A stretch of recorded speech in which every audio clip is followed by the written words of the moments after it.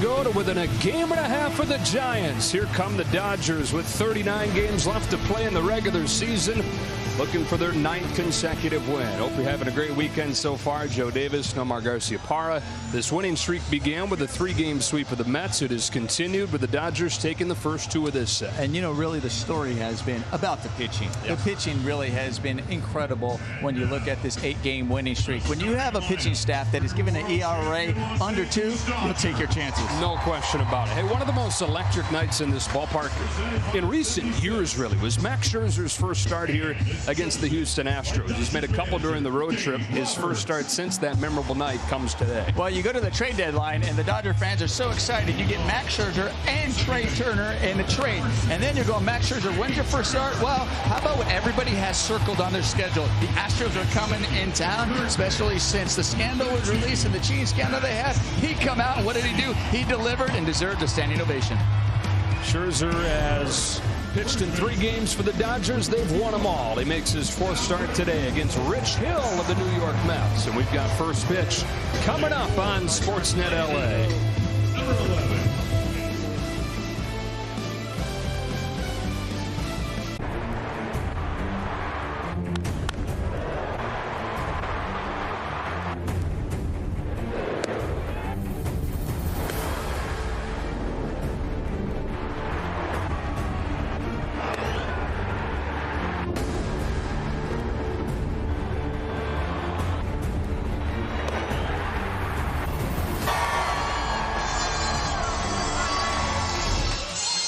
Here comes Max Scherzer, ready to make his 4th start as a Dodger, and trying to move the Dodgers to 4-0 when he takes the ball under cloudy skies, but a very comfortable Saturday afternoon with the temperature in the low 70s, and the Dodgers looking for their 9th consecutive win, where pitching has keyed things. They've given up just 17 runs total during the 8-game winning streak.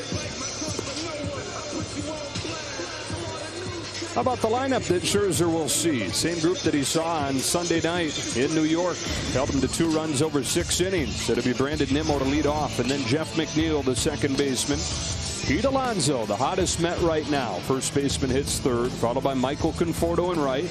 At third base, hitting 5th is J.D. Davis. Then it's Dominic Smith in left. Jonathan Villar is short. They continue to wait on Lindor and Baez to come back. And Chance Sisco, the one changed to the lineup from the first 2 games. Sisco does the catching instead of Mazeika. So here is Scherzer. We talked about it off of the top, but when he took the ball here for his Dodger debut, just an incredible environment that he talked about really feeding off of in his first game in Dodger blue. He's a high energy guy to begin with, especially when he takes the mound. I mean, Trey Turner talks about it. He goes, when he's not pitching, obviously he's fun, loving guy, but all of a sudden there's a switch that just he triggers the day he's pitching. He doesn't even like to be touched. So like, don't touch me on the days I'm pitching. But he's a competitor out there. He feeds off the energy. He brings the energy. He's one of those guys that playing behind him, you're excited to play behind him. It's funny, he kind of went through those things with Mark Pryor and the bullpen catchers. And, you know, the idiosyncrasies, like I don't like to be touched, I like this that way, this that way. Dave Roberts didn't get that word. He found out the hard way. Off we go with a fastball inside, ball 1 on Nimmo. So Scherzer comes off of the mound into the dugout in his first start, and Dave Roberts gives him, you know, a little pat on the backside.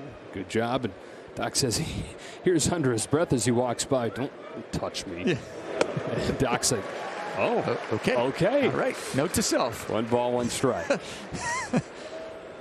That's how he has little sheet and the little, as every manager does, in the back pocket, and they're following the game, and they have their pen and pencil, whatever it may be, and he's writing that down. Note to self: don't touch him. Don't touch Max. He's starting. Fires a 1-1. That wraps around the plate. Ball 2 on Nimmo. Days he's not starting, he's all there, giving you hugs, high fives, patting everybody. Not the day he starts. I know pitchers like that. Pedro Martinez. Another decent one. Yeah, exactly right. 2 balls, 2 strikes. Steven Solati, the longtime bullpen catcher of the Dodgers, after Max's bullpen session the other day, said, "Good job, Max." And Max said, "I don't need good job. I don't need that." But at the same time, everybody loves the guy. There's kind of a small smile with all these things. Kicks and deals a 2-2, and a change is taken low. Full count for Nimmo. best on-base guy in this lineup, and since he broke into the majors, became a full-time player a few years ago, he's been one of the top on-base performers in the league. And like all these Mets, has seen a bunch of Scherzer, who faces him for the 26th time in his big league career. That is rifled into center field by Bellinger, and it will scoot to the wall. An extra base hit to open the game for Brandon Nimmo, who settles in second with a leadoff double.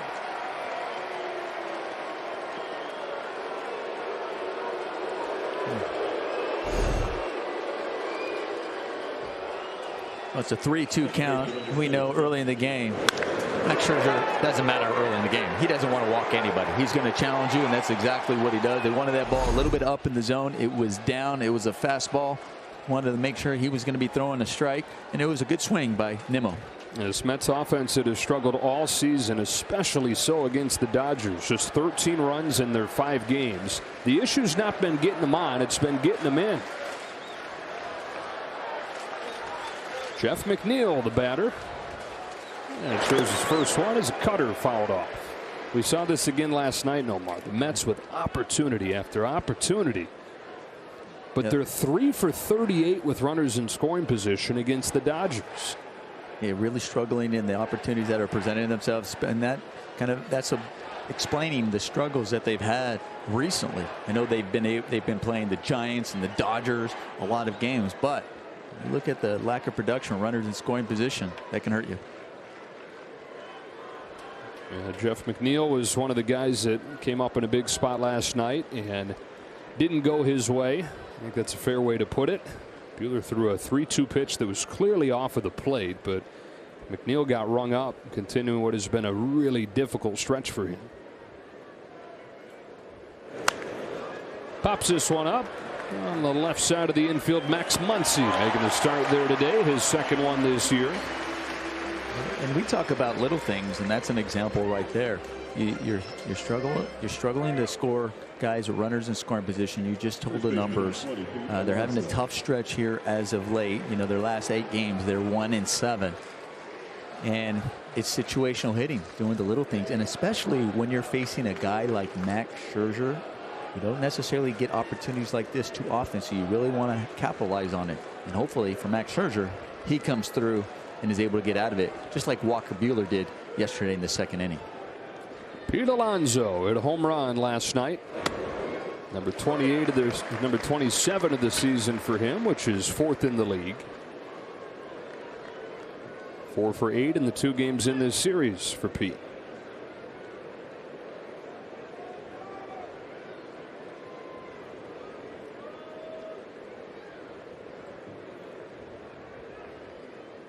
Nimmo at second, 1 gone. And Scherzer home with an 0-1. That's inside ball 1. Now Max facing the Mets back-to-back outings, and he said one way to look at it is, well, you faced him a million times already, so what's one more? But the other way to look at that is you just faced him, and so he feels like anytime that's the case, the team's going to have had a chance to time him up. And he's not somebody that messes around with the tempo of his delivery at all. Alonso muscles one into shallow center field that Turner will put away. Back-to-back soft outs after the leadoff double. And so for Scherzer, the whole idea of facing a team second time in quick succession is changing up the usage, changing up the sequencing like we talked about with Walker Buehler last night. You know, you're going over your scouting report and you're definitely discussing, okay, what worked the last time? And it's not just that one pitch or that one area that you're able to exploit. You also factor in, okay, maybe what are my misses? Were we able to get that? You know, are there 2 areas that we can exploit on them? And then maybe you test one out and then maybe go to the other one. You want to have alternatives, and also how you're feeling as well. What pitch is working for you? This is the one guy in the Mets lineup, Nomar, that has gotten the better of Scherzer in their career meetings. He's hitting .324 with 4 home runs against Max. Comes into this game riding a 19-game on-base streak, longest one active in the National League.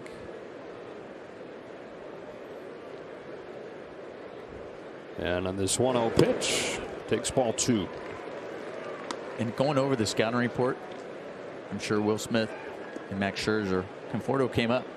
Scherzer may not know those exact numbers that you mentioned, but he knows this guy gets me. This guy's tough. So he goes, how do we want to attack him? And they're also going over situations in the game on what we want to attack him with.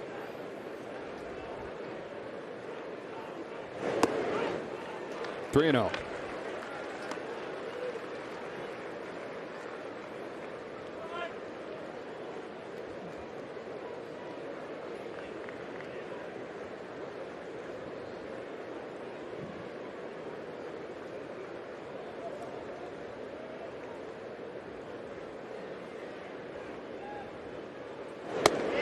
Caught the corner there, 3-1. Scherzer in his bullpen sessions between starts, one of the things a little bit unique with him is that he will pick out a few key hitters from the lineup he's about to face and go through specific sequences for those specific hitters, as opposed to I'm just going to throw this many in my curveball, this many in my slider. No, he tries to make it just like a game. In fact, goes as far as to wear his full game uniform for those bullpens. And anybody that's going to be out there has to have their full game uni on too. So Mark Pryor, Connor McGinnis, the pitching coaches, Steve Salati, the bullpen catcher, anybody else that wants to be out there, even if you're just watching, you got to have your full uni on.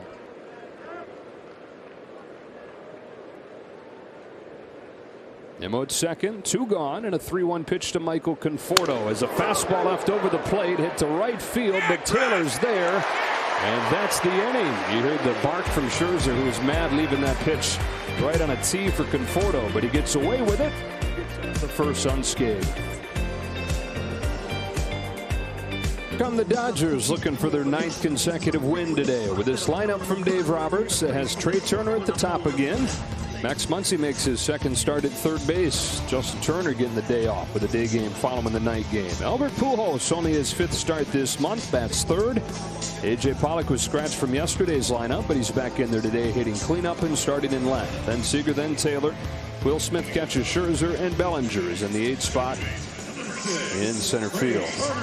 Rich Hill, old good friend Rich Hill, who started the season with the Tampa Bay Rays. He got traded to the Mets in mid-July and has struggled over his first 5 games with them.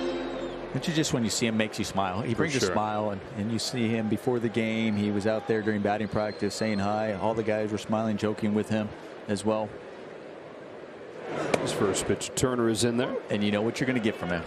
They're familiar with him. They know you're going to get some off speed, some different shapes of a breaking ball as well. It's going to throw that at you. And as you mentioned, over his last few starts with the Mets, he's had a bit of an issue. Has an ERA over 6. Turner lifts a fly ball to left field. Smith drifting back, out of room, gone! First home run for Trey Turner as a Dodger.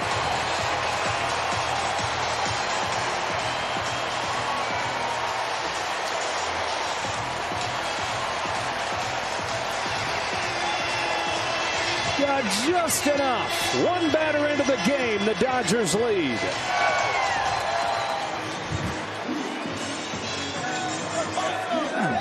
Dave Roberts talks about starting pitcher. Starting pitcher sets a tone. They're going to have another look at this just to make sure, or you see the manager's probably talking about that. Hey, is that something you may want to look at to make sure? Which is smart, just to ask. It's worth to ask. But your pitcher sets the tone, definitely. But your leadoff hitter can also set the tone. Exactly what Trey Turner does right there. First home run for Trey in 1 month.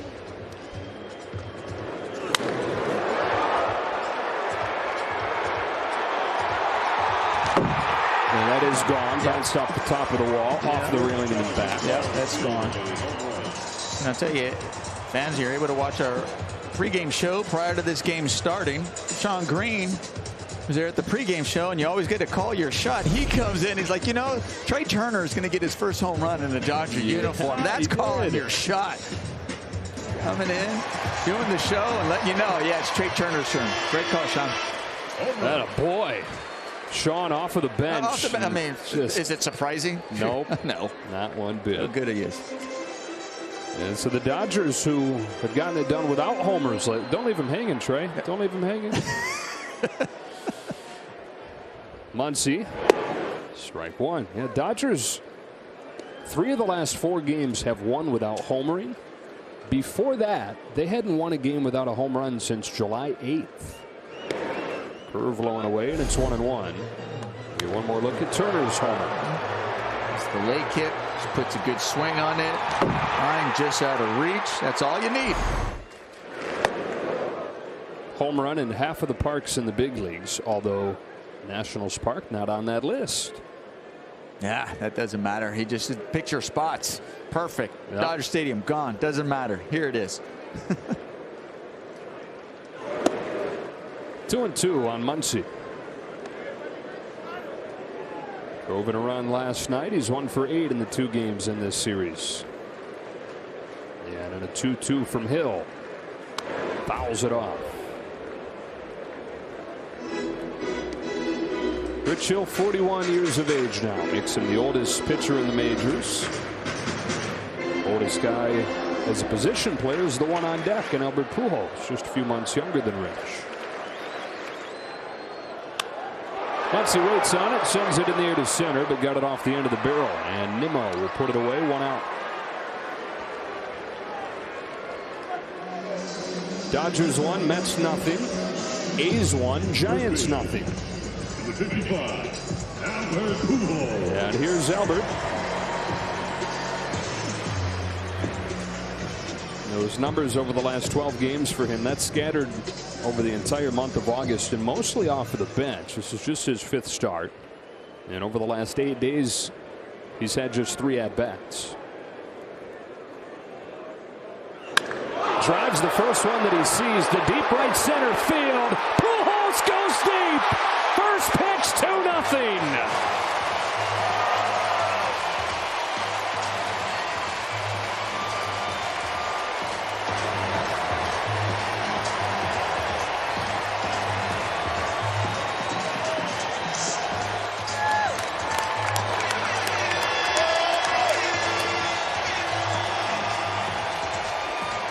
Shot out of a cannon to right center field for his 15th.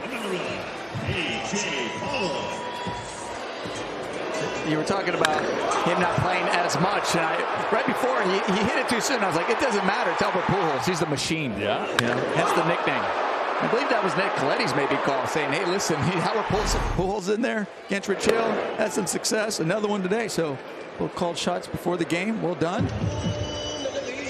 Albert Pujols, great swing. You know, everybody's going, I love when Albert Pujols hits a home run, because then for sure you can give him a hug. That's right. Everybody gets a hug. Yes. A.J. Pollock back in there after having yesterday off. Late scratch from the lineup. He turns on the ball, offs it to left, but Dom Smith is there. That was a good swing by A.J. Pollock. His timing was off just a hair. He just missed it, because that would have been another home run. I mean, even Muncy's just off of the end of the barrel a little bit. Nothing quiet in this first inning against Rich Hill as Corey Seager climbs in, and we'll get you our info on Seager real quickly, because boy, if yesterday's any indication, it's going to be over fast. 3 at-bats yesterday, saw 3 pitches and went 1 for 3 with an RBI.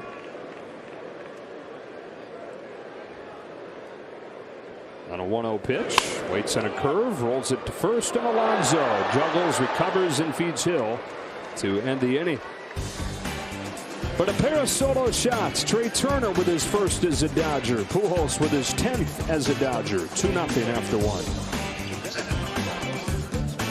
To Dodger Stadium. Recently, Mookie Betts spoke to the media saying how he is just feeling the best that he has felt this entire season. He recently had an injection to take away some of that pain that he's been feeling in his hip. Today, we saw him actually running the bases, and it looked like he was at full speed. Dave Roberts said that it's very indicative, again, of how he is feeling, but also how he is tracking. He's been working very closely with the trainers. The plan is that tomorrow he will take some at-bats, and then on Monday he'll be down. But everything so far is progressing in the right direction, guys.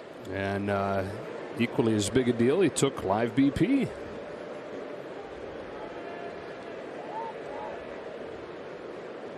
J.D. Davis leading off this second for the Mets against Max Scherzer.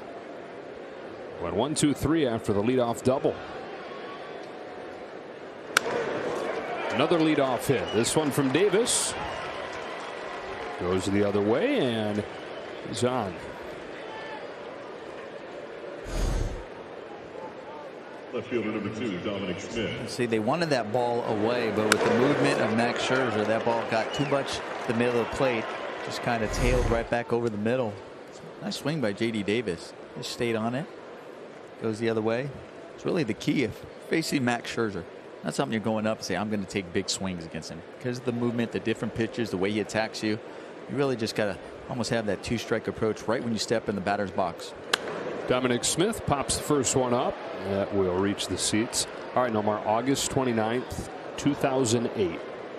Max Scherzer, rookie with the Arizona Diamondbacks, makes his debut early on in the season, goes down to the minors, comes back up, and the first man that he faces out of the bullpen in the 8th inning that day was you. Yeah. You know, listen, I respect every pitcher I faced, always, but I was one of those guys that focused more on what I had to do. So I felt I was doing everything right. I can hit anybody. And center field Bellinger's got it. But there are certain guys that leave an impression.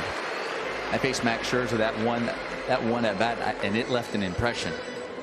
And I usually don't tell the guys during the middle of the game, you know, hey, what's he got, whatever. I'm like, oh, I usually tell guys, hey, something you can hit, give them confidence. It's after the game I said, that guy's nasty. Yeah. That guy's really good.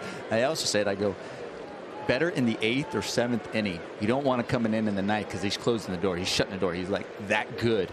And watching him just evolve as a pitcher. Back then he had incredible stuff, but he was still more of a thrower. I have stuff that just unhittable. He still has that with the experience and knowing now to become a pitcher. This is what makes him a Hall of Famer. 1-on-1 out. Jonathan VR takes strike one. You know, Scherzer, to your point, Omar, first 5 years in the majors for him, ERA plus is a stat that takes ERA and puts it on a scale where 100 is exactly league average. Anything above, better than average. Anything below, worse. His first 5 years, his ERA plus was 110. So just a little above average, even with that great stuff.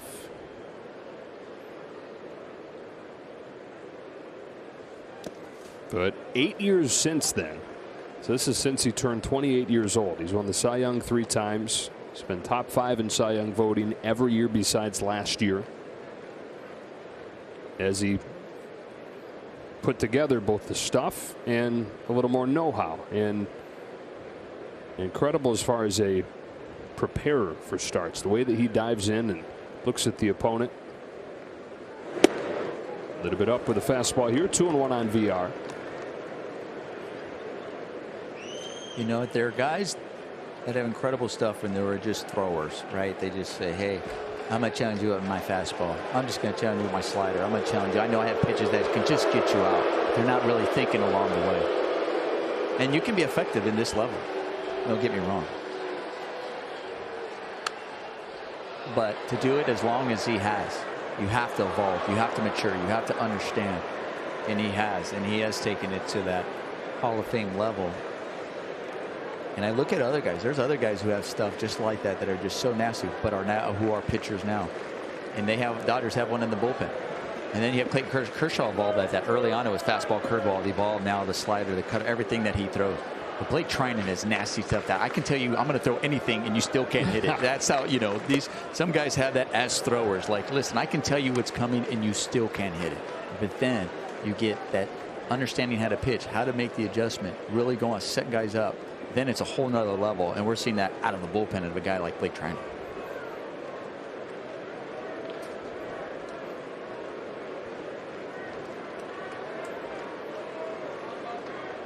Here's a 3-2 to VR, and it's tapped back to Scherzer. Changeup gets VR, same way that Buehler struck him out twice last night.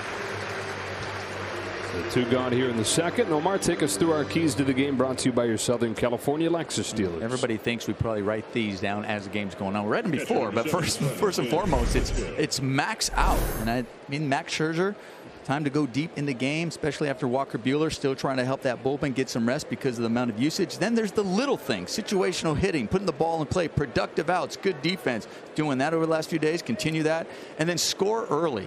Especially with the struggles of a team that the Mets have had as of recently. When you're able to score early, it really weighs on them heavily. The Dodgers have already done that. Davis into scoring position, and Chance Sisco, the 8-hitter and catcher.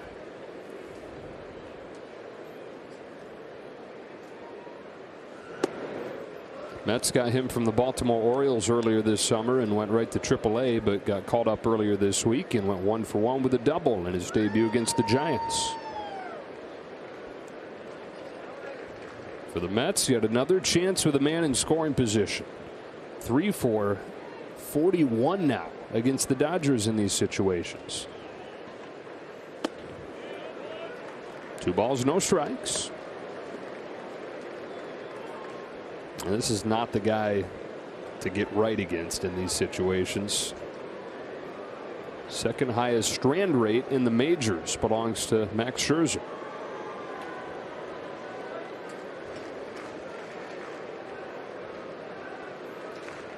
Who deals a 2-0? Good take, ball 3. We've been talking about the run the Dodgers have been on. You know, they've won 8 straight. We talk about how incredible the pitching. You mentioned about runners in scoring position. Well, just over the last 7 games, just the Dodgers pitching staff as a whole, the opponent is batting .058. .058 with runners in scoring position.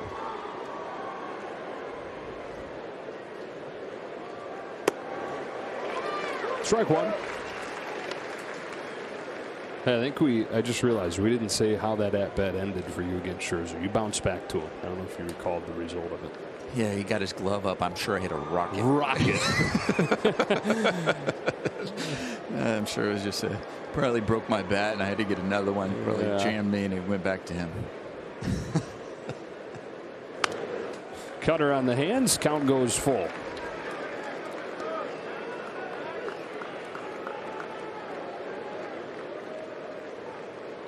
And like when I faced Oral. Joke. Yeah, I hit a one right out. You gotta remember, I hit your shin and went to the second baseman. It was a base hit. It's like, wait, what? Like, you don't remember that? Yeah. Pull up your pant leg. Check it. The bruise is still there. He's like, listen to me, and I'm like, really? And I'm like, I don't know, I'm making it up, but it sounds good. Davis is second, 2 gone, and a 3-2 from Max Scherzer. Gets him his first strikeout of the game, using a cutter to finish off Sisco.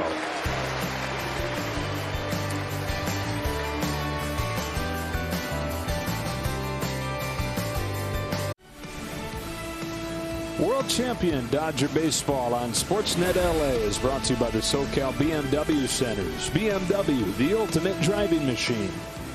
And by Jack in the Box. Try Jack's new $3 spicy tiny tacos and $4 loaded spicy tiny tacos. T-Mobile coverage cam back here at Dodger Stadium on an overcast but comfy Saturday afternoon.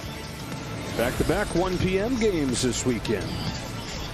Home runs from Turner, Trey that is, and Pujols, Albert. The first inning against Rich Hill, and a 2-0 lead as he goes back out there for the second.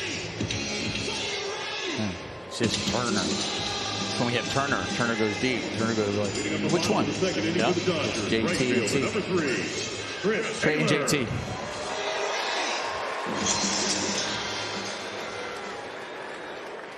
When they both go deep, just go TNT. I like it. Exploded. I like it. There's Taylor to start this second for the Dodgers.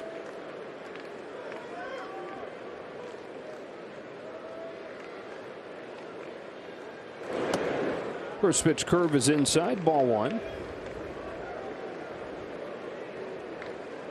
Taylor just .211 over his last 10 games.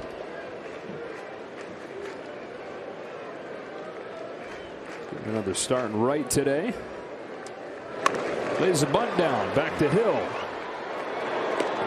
1 away. Not a bad idea by Chris Taylor. Leading off the inning. Down third base. Davis was playing back. He wasn't in. Just the execution and the angle. That's really it. Idea was right. Execution could have been better. 1 gone for Will Smith.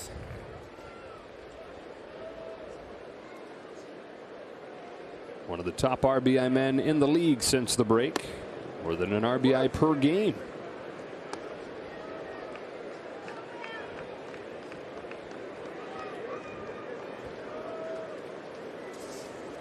0-1 from Rich Hill is low. 1 ball, 1 strike.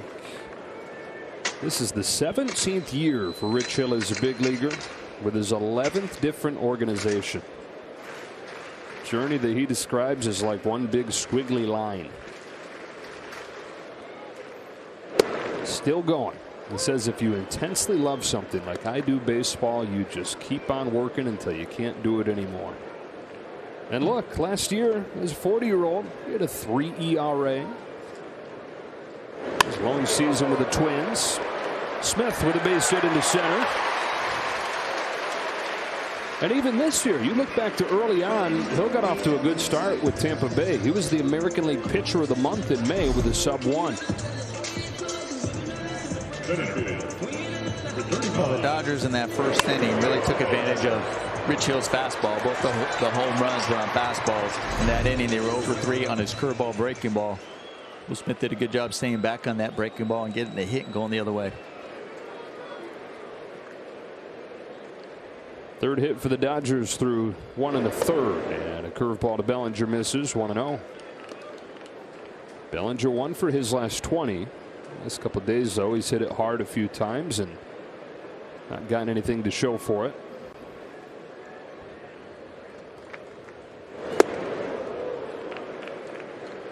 That's got to be so frustrating. You look up and you see 87.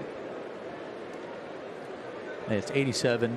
It's in the middle of the plate, just up in the zone, and we touch on it all the time. So it's not speed that's getting you; it's the mechanics that are getting you off and making you miss that ball, and that's the adjustment that he has to make.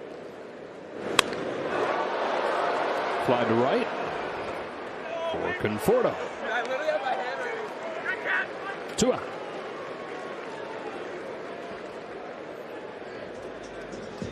So I feel like it's kind of a cliffhanger. Mechanically, on a simple explanation, what do you see? Well, he has no go-to when you're actually going through a slump. I mean, a perfect example is, well, we can use that because you have Trey Turner. And if you listen to Trey Turner in his post-game interview, he talked about, you know, what he does so well with 2 strikes. Like, oh, I'm just trying to put the ball in play. And we talk about that 2-strike approach. 2-strike approach isn't necessarily, and we say that and we harp on that all the time. It doesn't mean just with 2 strikes. It's having something to go to when you shorten up and when I'm not feeling good or when I'm behind in the count, and just find a way to put the ball in play. Cody Bellinger, his MVP season, he had that. He has not had that since then, where he really just says, what's my go-to to just shorten up? You got to go backwards. Make contact first, then the power comes. Not trying to swing and, hey, if I get that 1, then it'll get me out of it when I hit that power swing. Contact first. He has enough power. Even if he thinks contact, it'll still go out for him. But whatever it is, whether it's spread out, whatever it may be, find that you're comfortable with, then work to get the power coming with you, because that builds the confidence when you have something to go to that you can trust. We have not seen that from him, and those areas, the pitchers at this level are going to keep exploiting it. He's going to keep missing it and keep getting frustrated. 2-2 on Scherzer.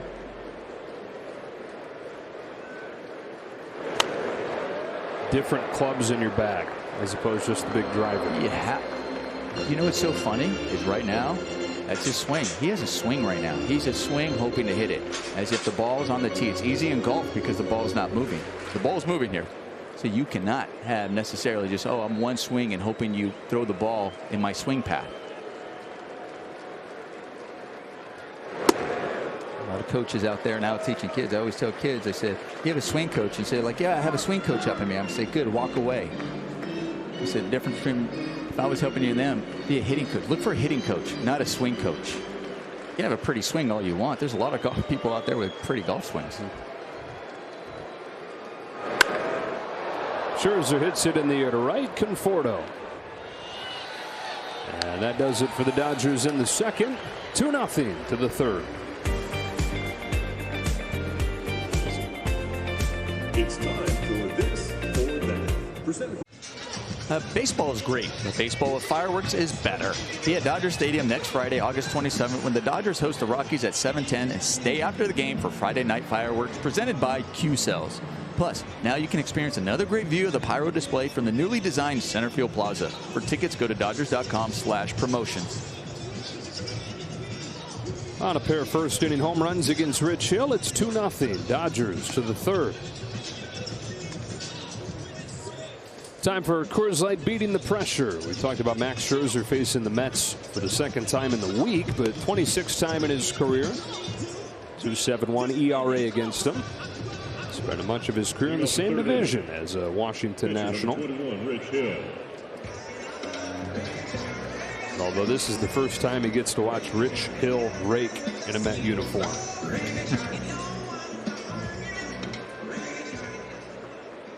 One of baseball's gifts. Gifts, G-I-F-T, and sometimes G-I-F. Strike one as Richie comes out swinging. If he gets on base, I know he'll point to his dugout. You know, will he point to the Dodger one too? I think he should. I think so too.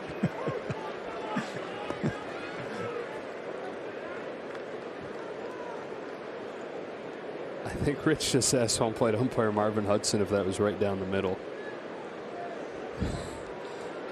It was a strike. Just want to make sure. There's the crouch. Oh yeah, I missed this.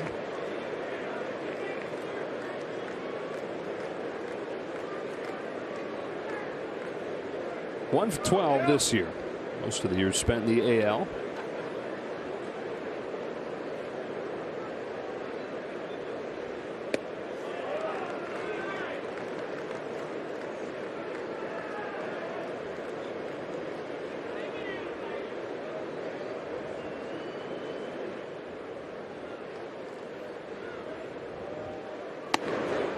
Down on a fastball, and Scherzer gets his second strikeout of the game.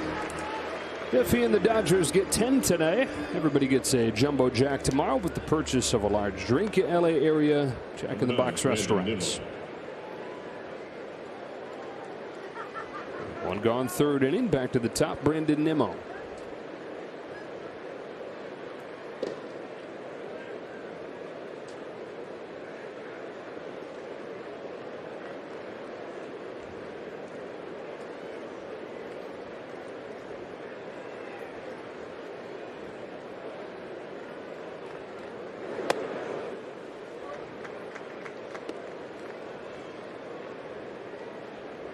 Giants on the board in Oakland, 3-2. A's in front, second inning. Kevin Gausman goes for San Francisco. Sean Manaea for the A's.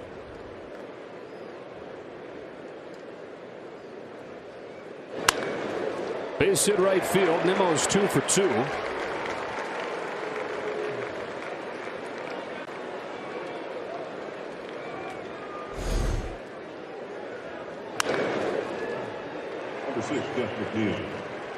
The balls that have been hit off Max Scherzer have really gone over just at the middle of the plate, have leaked over the middle of the plate. I mean, we've heard him a couple of times get frustrated. Even some of the, he's had one where he got out of it and he was frustrated because they just missed it. And it was a fly ball to Conforto out to right field. But the hit have just been pitches where they just leak over the middle. He's a perfectionist, expects more from himself. But great pitchers like him also make those adjustments as the game's going on. Jeff McNeil, the hitter now, with 1 on and 1 out. Here's some dueling cheering going on here. That was a hit and run. And pulled foul. So the Mets have a fan group similar to Pantone 294 called the 7 Line, which is the train line that runs out by Citi Field. And they have a big group here today, clad in all orange. Top deck, right behind the first base dugout. They're wearing T-shirts that say Tinseltown Takeover.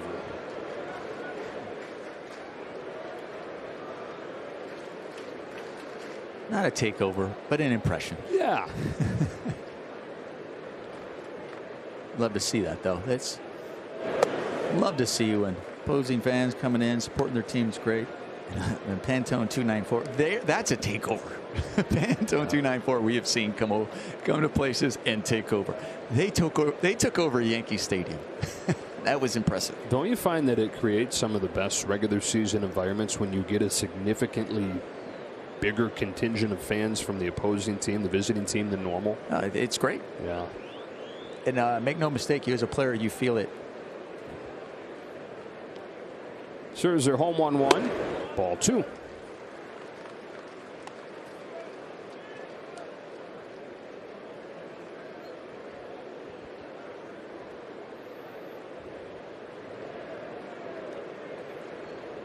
Jeff McNeil looking for his first hit of this series and trying to snap out of this very un-Jeff McNeil-like slide.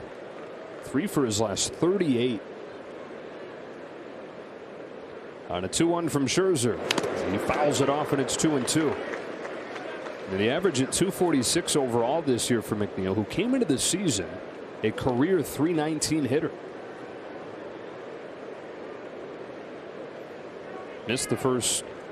Missed a month in the first half with a hamstring injury. And so had that interrupt his season. Just hasn't quite gotten going the way they're used to. You know, we saw in that first pitch how they called for the hit and run. Curious if it was him calling that or if it was from the bench calling it.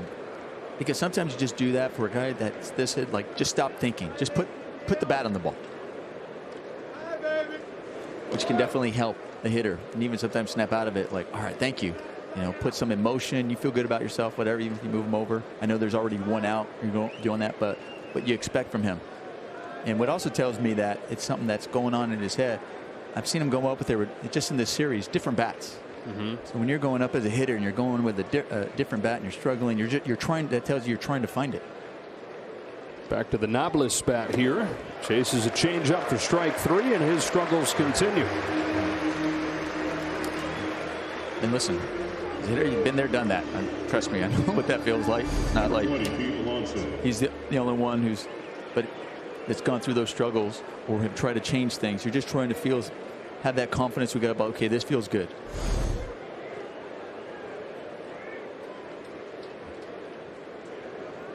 He finds himself in the depth of those struggles as he has to face Buehler and Scherzer 4 times in the span of a week. Here's Alonso.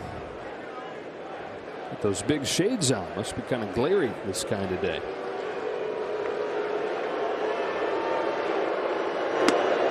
First pitch slider, cut on and miss, strike 1.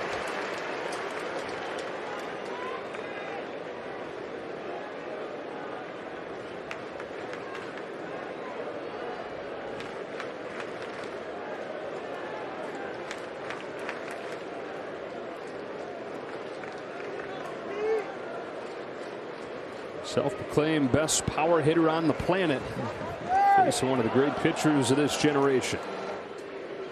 Out of 0-1 pitch. Takes inside 1-1. And it'd be easy to kind of poke fun at that statement if he wasn't backing it up. And he is backing it up. Leading the majors in home runs since he debuted. And winning his favorite event, the Home Run Derby, back-to-back iterations of it. Watch him, just see his practice swing there. Yeah. Thinking about the barrel being on top of the ball. He's also really short. He doesn't have a long swing. And with that, you know, you hear these long swings, you get the hands back, you get that load. Well, that load and hands back to help you generate power. But when you're that strong, recognize I can still be short to the ball and drive it out of the ballpark. You'd rather be short like that. He showed that yesterday. He was out in front of that ball, the breaking ball to Buehler, and still muscles it, has enough power, and drives it out of the park. Recognizes that. And it's not that practice swing. I see a lot of guys now in this day taking that practice swing. They got that big uppercut in there. No, he's thinking about to the ball, maybe that top hand, keeping that barrel above the ball, straight, short, drive it. And he's hit 96 home runs in his 3 years, but he talks about taking a lot of pride in being a complete hitter. Different swings for different situations. This is a guy that's hit a home run on a half swing before. We saw a short swing last night, but even shorter than that, he's hit one out. There goes Nimmo. Pitches low. He got a great jump and is stolen second.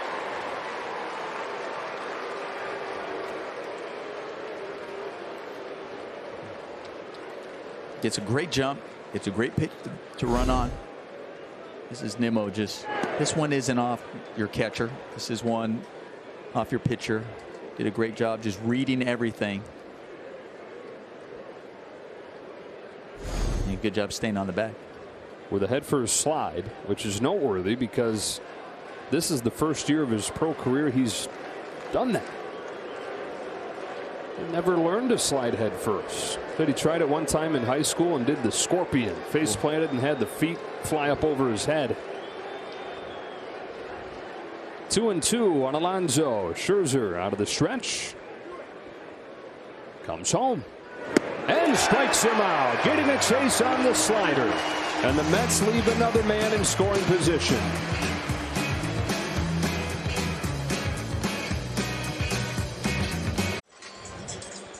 Top of the order coming up here for the third inning. Trey Turner to lead it off.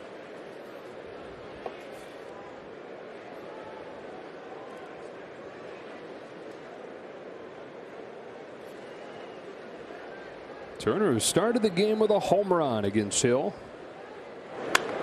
Rips his curveball down the line, foul. Time for our Landover Performance Spotlight. Dodgers hoping this trend holds up. They're 7-0 and Turner scores a run. They're 12-2 since he put on the Dodger uniform.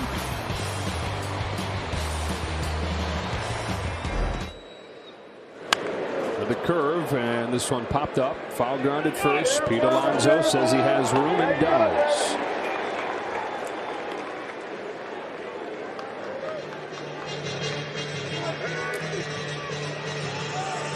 Now Muncy. Muncy's last at bat, he took a swing on the breaking ball and just missed it. It was under just a hair. That stays with you. You go back and you think about it. You're like, okay, we know he likes his breaking ball, especially lefty versus lefty. You know, like you're thinking about the little adjustments you have to make. Curveball at 69. It's about 50% fastball, about 40% curveball, which is less than before. He's actually sprinkling in a sinker, a slider, a cutter, and a changeup here and there too. Back-to-back curves on Muncy, and it's 0-2. For the most part, though, 2 pitches. A lot of guys will tell you when that's the case, they'll eliminate one, look for the other. If they get it, try to hammer. 0-2 pitch. 3 straight curves. This one foul. And there are times when you face a pitcher and you're going, looking fastball, you hear hitters talk about it, look fastball and I adjust breaking ball. And then there are times where you know this guy is going to throw a lot of breaking balls, a lot of off speed, and this fastball you don't feel necessarily can go by you. So you actually look off speed and adjust fastball.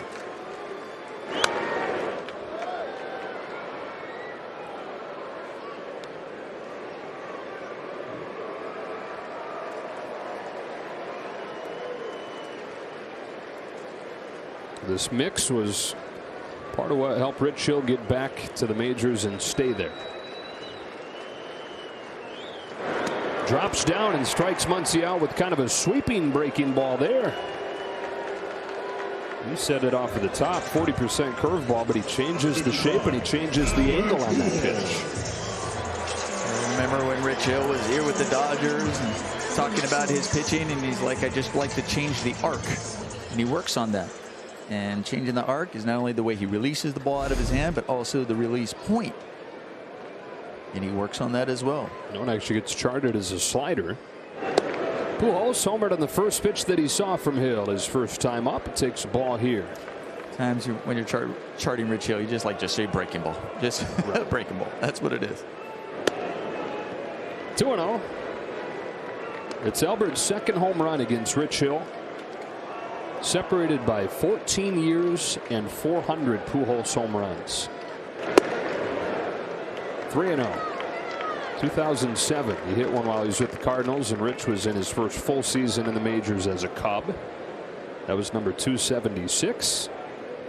First inning homer was 677. 400. Right?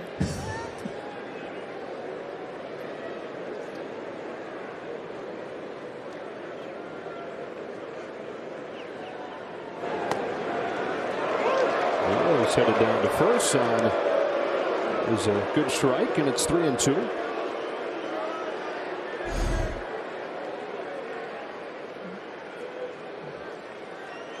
I thought that was low and in.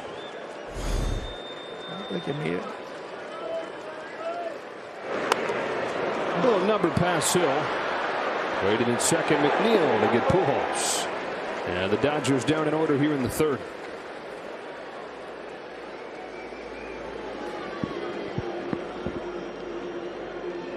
Stadium. I'm here in Center Field Plaza where this ice cream truck is now open for business. Here you can get locally sourced ice cream sandwiches. They have vegan options available as well. And there's also the Blue Fire truck that is now open for business as well. And for adults, they have micheladas, ice cold ones for you guys. So make sure you swing by over here to Center Field Plaza to enjoy the new businesses that are open, guys. All right, Kirsten, as Max Scherzer gets one by Michael Conforto, strike one here in the fourth.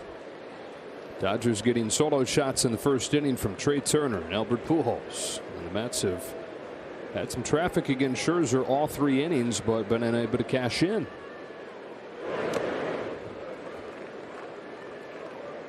Ice cream sounds good. Sure does. You're a big ice cream guy, huh?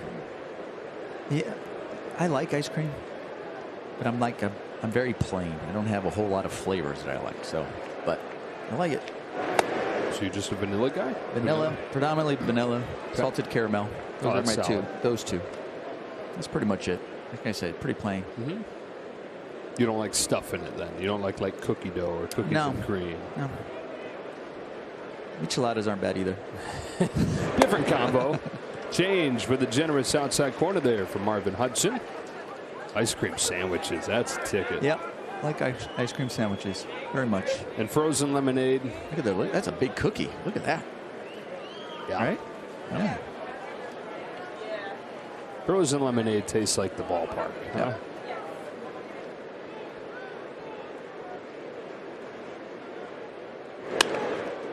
Pop fly into left.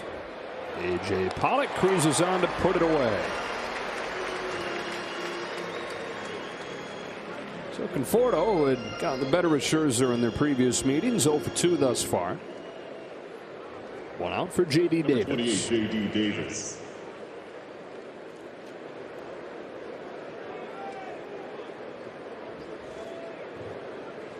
Davis started the second with an opposite field single against Scherzer and has his average up to 299 here in a year that's been interrupted by a 2.5-month IL stint with a hand injury.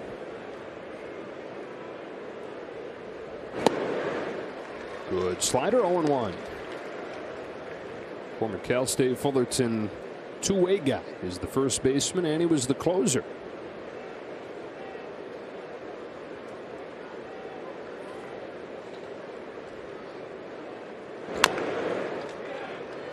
Jonathan Gregory Davis. It's always gone by JD out of Elk Grove, California, up near Sacramento, which is a powerhouse baseball program. They've got a bunch of guys playing in the majors.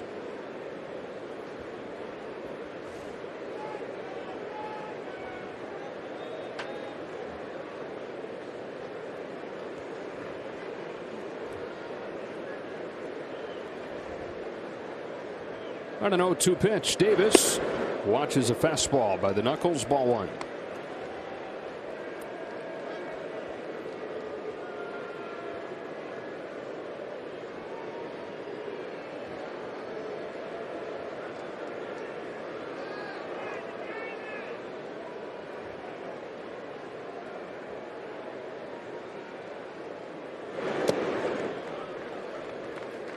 Two and two.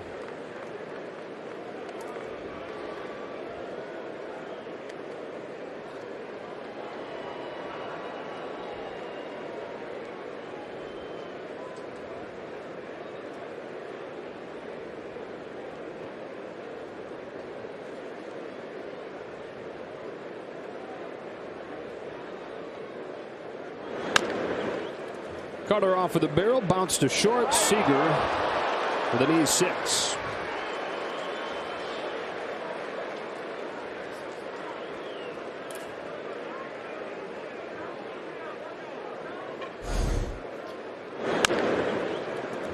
See where he's playing when he's going after this ball. Right when it's hit, you have to make a decision based on the angle it's coming and the angle you are at short. When I'm charging it, you know that in your head. You tell yourself, I have to charge this ball. I can't sit back because I have no chance. Now, can I get around it? You prefer to get around it where you're kind of scooping it on your left side of your body and then throwing off the run. But then there's times where you're like, I don't know if I can get around it. So that's what he was charging hard, trying to get it with the backhand, which makes it harder to go to the backhand, through, exchange, and throw that ball. And he just lost it on the exchange. It's amazing. It's a split second. You don't have much time that you have to decide exactly how I'm about to attack that ball. First air charge to Seager since he returned from the IL. First one since May 5th. Dominic Smith takes a ball on a first pitch change from Scherzer.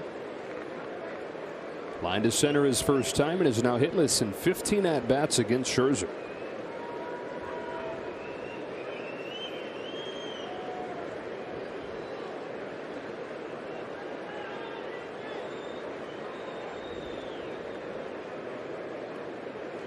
On this 1-0, he cracks it foul. Strike one. Just think about that play against Corey Seager right there. Shortstop compared to any other position. So imagine that was going to a second baseman. The second baseman can take that split second. I'm going to backhand and kind of say, wait a minute, I can kind of get I have time to get in front of it just based on the runner and can make the adjustment because there's a shorter throw. Third baseman, same kind of thing. If I make a decision and I can change it. Shortstop, you can't change your mind, because by then if you take that, it's too long of a throw, probably not going to have a chance. So you have to make the decision and just go with it and trust it no matter what it is. Shortstop's the one position when the ball is hit, as you are approaching, you're already thinking and getting yourself into position to make the throw. Some other positions it's like I can knock it down, grab it, and then throw it. Shortstop, you really don't have that time to do that. Target set up for this 1-2, and it's foul.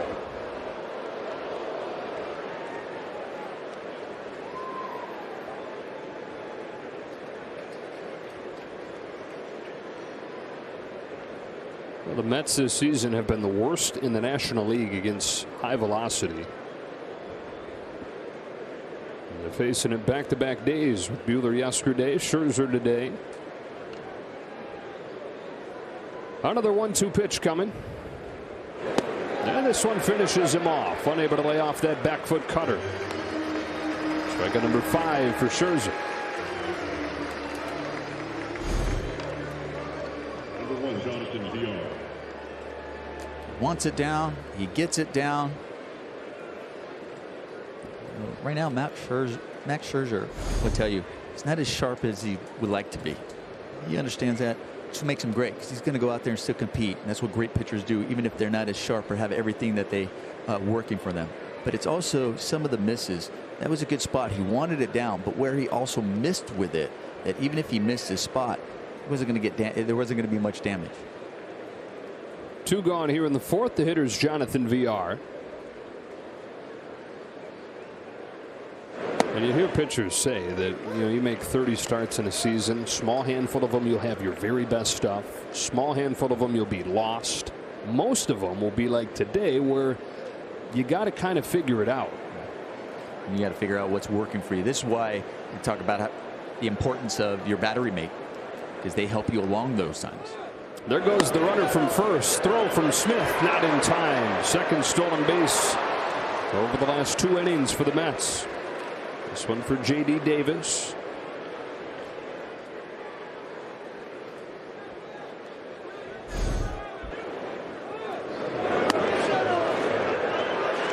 First stolen base of the year for him, by the way.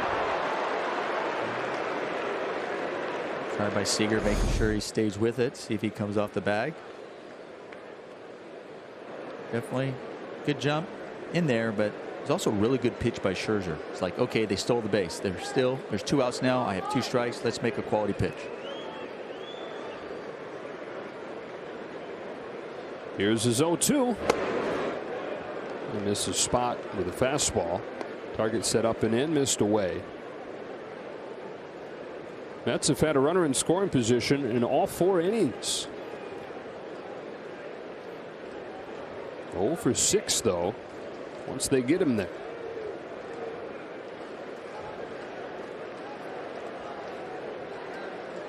Scherzer to VR with a 1-2 offering.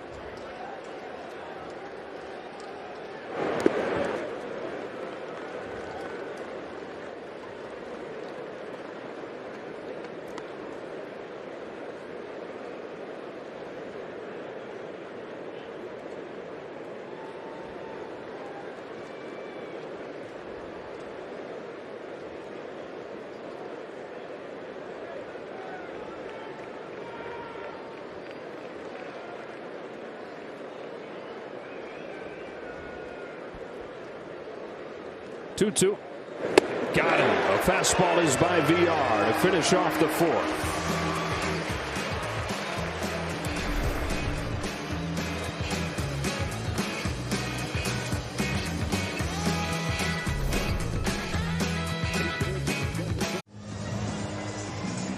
The MLB Ballpark app will complete your next visit to Dodger Stadium. Buy and manage game tickets, redeem offers, access exclusive content, and much more. Download the MLB Ballpark app today. Well, Rich Hill, after giving up the 2 home runs to the first 3 hitters of the game, has given up just 1 base runner over the last 10 that he's faced. It's A.J. Pollock. Flied to left his first time. Is now 3 for 20 in his career against Rich Hill, but all 3 of those hits have been homers.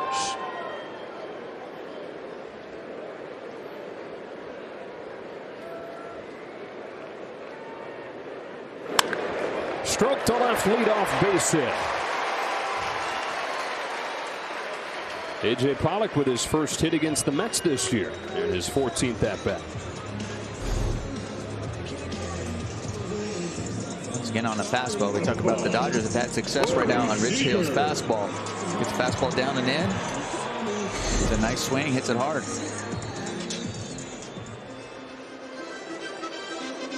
Now Hill to face Seager. Ground out his first time.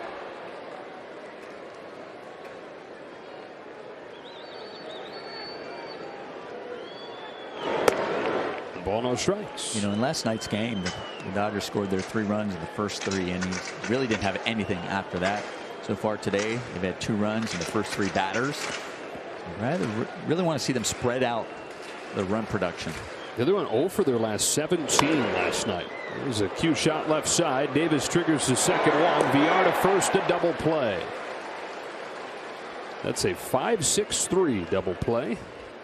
And the base is wiped clean. We were just thinking about spreading them out. The last game against Pittsburgh when they scored 9 runs. Scored 9 runs, which is always great. That's obvious. But they ended up scoring in 4 different innings. They were spreading out those runs. Finding different ways to score. Right now, just figuring out, it was nice that you got a leadoff runner. But Rich Hill is able to get that double play ball and get out of that one. So faces Taylor with the bases clear.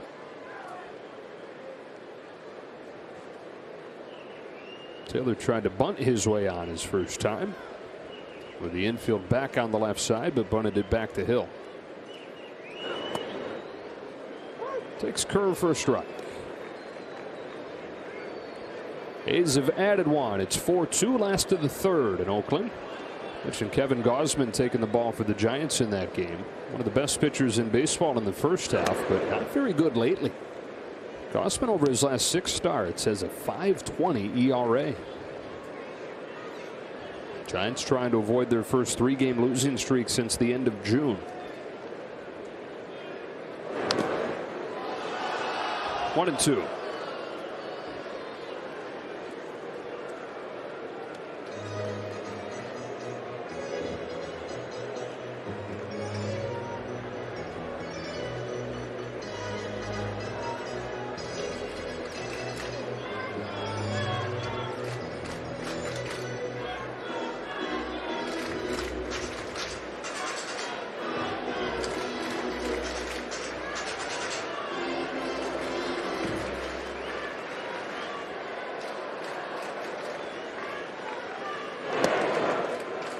There's no pitch.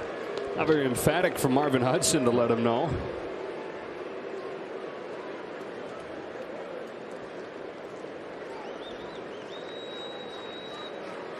Now the 1-2. Taylor fouls it off. We'll do it again.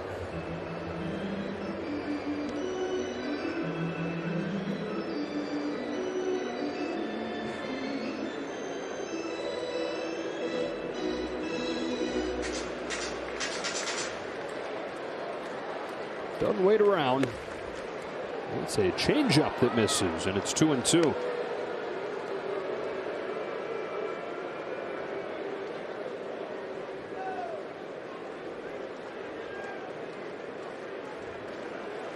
Two gone in the 4th. Chris Taylor has worked it full.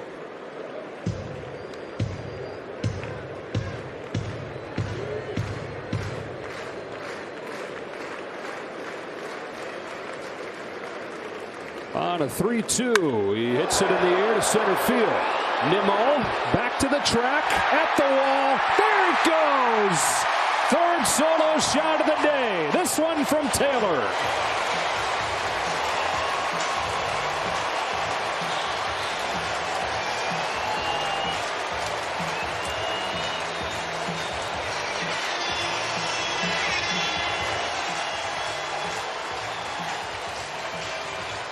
I just asked to spread out the runs. Taylor was listening, gets a ball up in the zone away. Puts a good swing on it, stays on it, head down. Drives it out to center field. Nimmo thought he had a beat on it and it was just out of his reach. Breaking ball on Smith for strike one.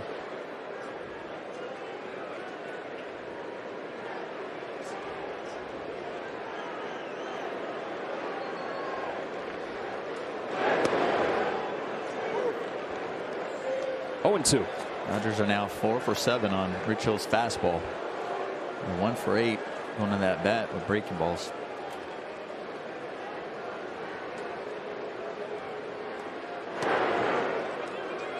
That's a swing and a miss for strike 3. Ball gets away, picked up by the catcher Cisco, and throws Smith out to end the inning. 3 runs on 3 solo shots. Trey Turner, Pujols, and Taylor.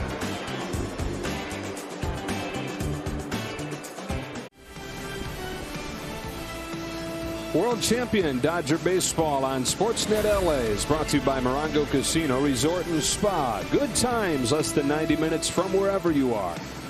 And by your Southern California Toyota dealers. Toyota's national sales event is on. Come and find great ways to save on a new Camry. The Dodgers looking for their 9th consecutive win, and they have a 3-0 lead as we go to the 5th. Getting their latest run and a home run from Chris Taylor. So a 3-0 lead, and Max Scherzer on the hill. 8-9-1 for the Mets. Chance Cisco fouls off his first pitch. Cisco struck out his first time. It's one of the 6 for Scherzer, who's yet to walk anybody. Dodgers have only walked 1 in the 3 games in this series.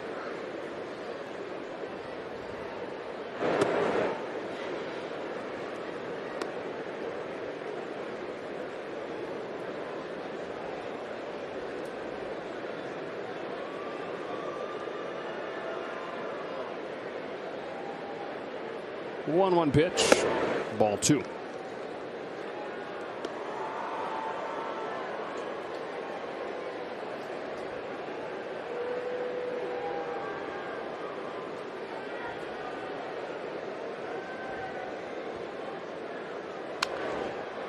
Count evens up.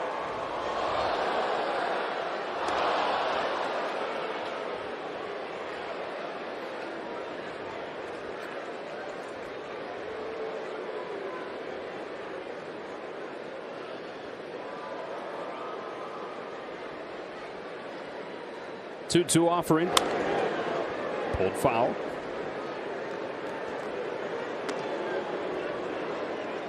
This Mets club has dropped 7 of 8 in the stretch where it's nothing but Dodgers and Giants. 6-16 stretch, though. Even beyond that, they've gone from 4 up to 6 back of the red hot Braves. On another 2-2, Cisco watches ball 3.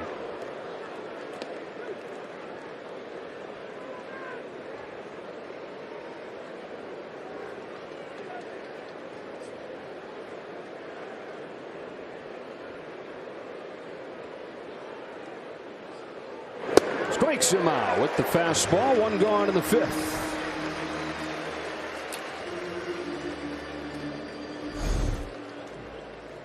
Really good spot with this fastball.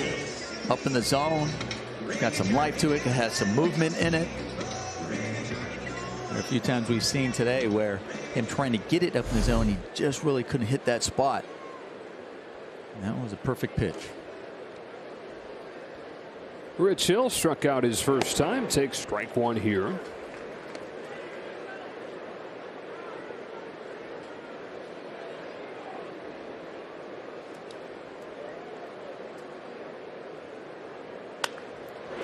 grounds it to second. Trey Turner will cut it off and get Hill. A quick word from Jack in the Box. Try my new spicy tiny tacos starting at $3.50. Only at Jack in the Box. The Mets have 3 hits against Scherzer today. 2 of them from Brandon Nimmo. Comes up here with the bases empty and 2 out.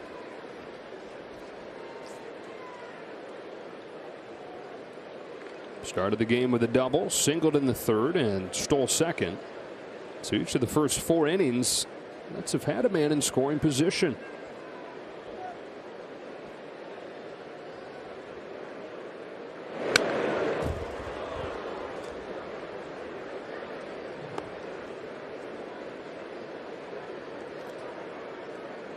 Nimmo's probably frustrated with himself because in his 2 at-bats before, he's gotten a ball like that's fallen over the middle of the plate. Scherzer's missed his spot against him a couple of times, and he's been able to hit it and drive it for base hits.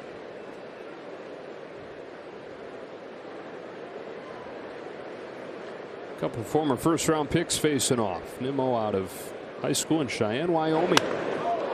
Hit swung ball in the air to deep right field, down the line. That's going to go. And the Mets are on the board on a solo shot from Nimmo, who is a triple shy of the cycle here in the 5th.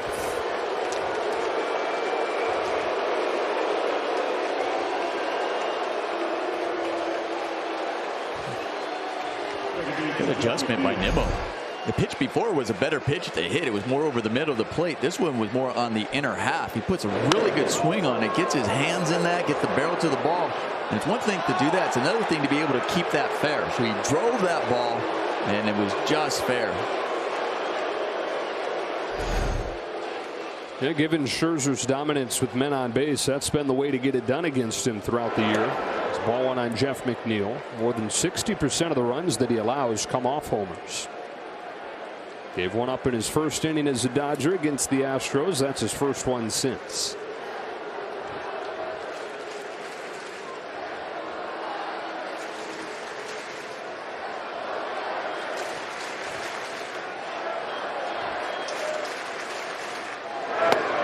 Change up makes it 1-1.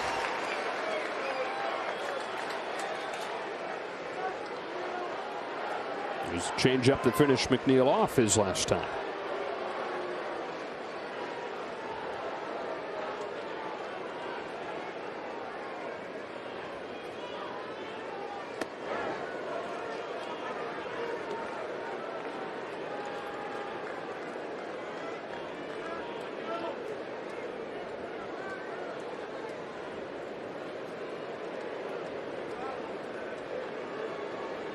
On a 2-1. McNeil watches ball 3.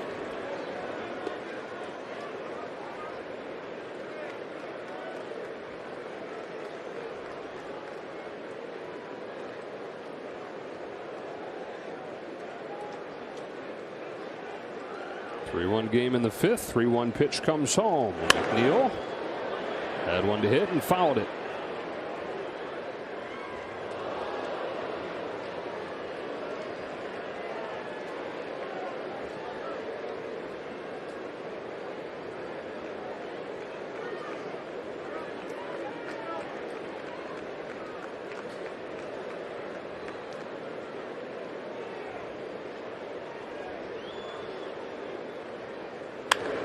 Rifled down the line, and McNeil settles that one into the corner on his way to second with a 2-out double.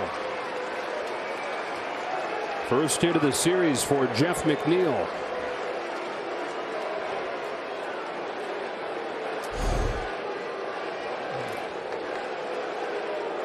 Once again, ball right over the heart of the plate. You can see that he wanted that cutter. He wanted that to be cut in on his hands. Wanted the jammer. It didn't get in. It went over the middle of the plate. Puts a good swing on it. Just like that, New York gets the tying run up there. The former Pete Alonso. 0 for 2 today, 4 for 10 in this series with a home run.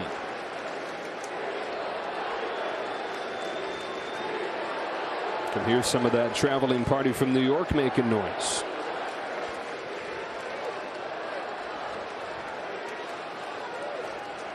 First one from Scherzer is a curveball and tap foul. didn't throw that pitch a whole lot. Early on in his career, that was one of the big additions to his arsenal to help him make the jump from right around league average to one of the elite guys. Sprinkles it in there to a powerful man in Pete Alonso to get ahead 0-1.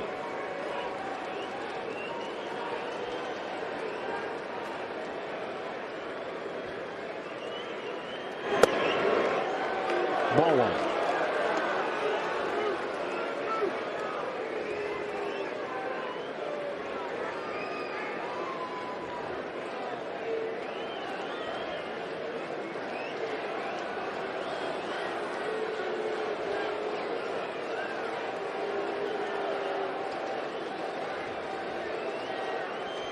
Homer for Nimmo, double for McNeil.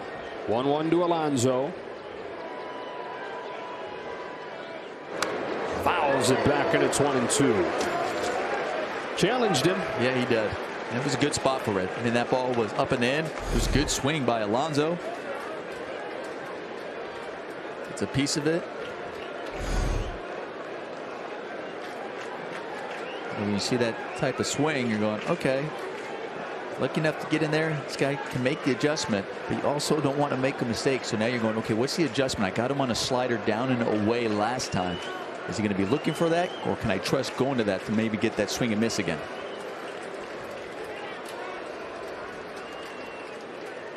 With the 1-2, back to the fastball, turned it up to 97, and it was fouled straight back. He's set at 94 most of the day and digs a little bit extra deep there. Wanted that one up.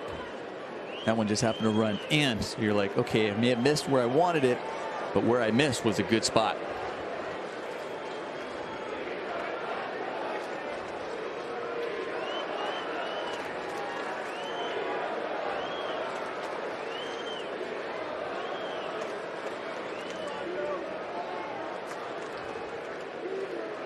Another 1-2. Fastball hit him.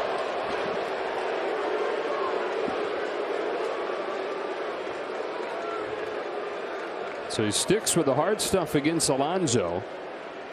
And the inning continues with a third consecutive 2-out base run. You got to recognize that he's trying to go up. 2 pitches before he read it right. He wanted up and in, and he hits the spot. Then they wanted to just up. He missed it. He went in. So he wasn't really having it. He had missed it a couple, and he's done. That wasn't the only time he's missed that ball. When they've asked for it up, it's either gone to the middle of the plate. He hasn't really just hit that spot every single time. So he's having trouble with it. You got the fastball, you got a curveball, and then you got a fastball. That's the pitch. It was a great pitch. That's a perfect one. There he misses it, but he's been doing that. He's missing that one up during this game. Have to recognize that. So you go back up where the potential of missing it again, or maybe you come back with a slider, maybe get him to swing and miss to get him off of that to set that up again. So the sequence on our Mike's Hard Lemonade hard play of the game. 2 on, 2 out. Michael Conforto in a 3-1 game in the 5th. Fastball 97, strike 1. Scherzer has always taken a lot of pride in the way that he finishes games.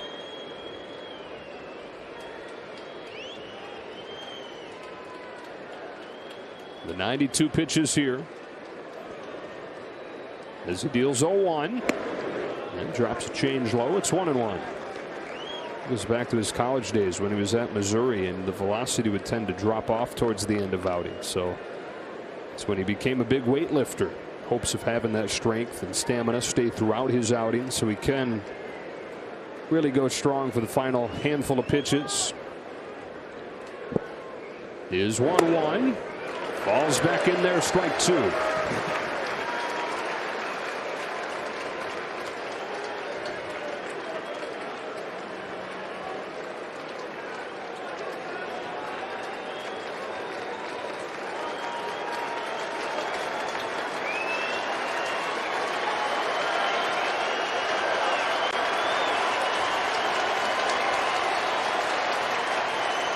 The 1-2 pitch. 2-2. Yeah, that on display his ability to finish strong. We've seen 94 all day. It's been pretty consistently 97 to the last couple of hitters. Deuce is wild in a 2-run game.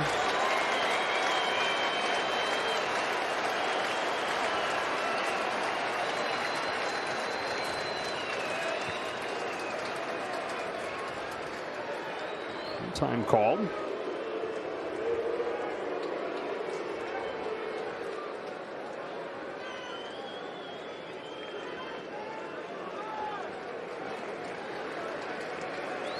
Two on, two out, and a 2-2 pitch.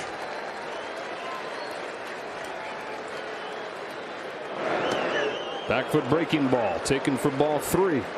Conforto, with the game on the line last night, had a 10-pitch at bat that he finished with a really impressive walk, and he's grinded Scherzer into a full count here to get the tying run in motion.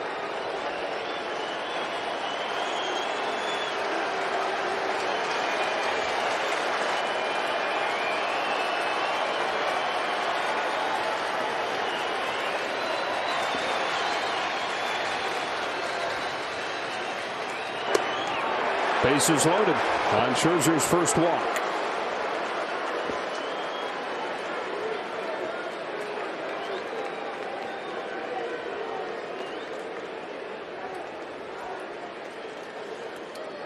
Third baseman J.D. Davis. Justin Brule warming after J.D. Davis, who comes up here, the left-handed batting Dominic Smith. So this is very likely the final hitter for Scherzer, at least in this 5th inning. If he's able to get him, then Dave Roberts has a decision. McNeil's at third, Alonso's at second, Conforto's at first.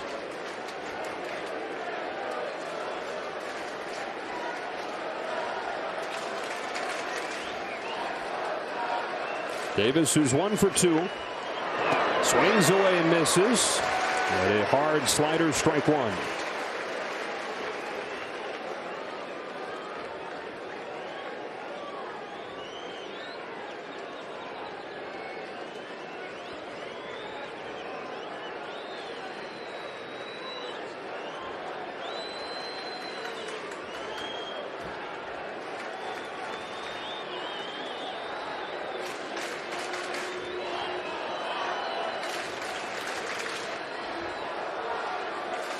The 0-1.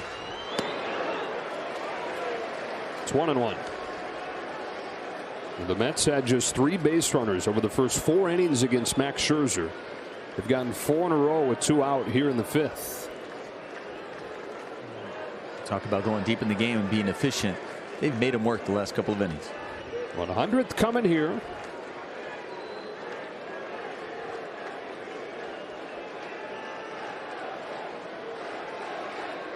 The base is loaded and 2 gone. It's a 1-1 to J.D. Davis. It's by the hands for ball 2.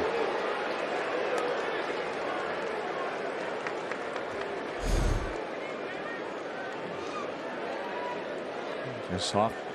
Only a ball, just off a bit. I said that's one spot when they've been wanting that fastball up in the zone and having trouble just trying to pinpoint that.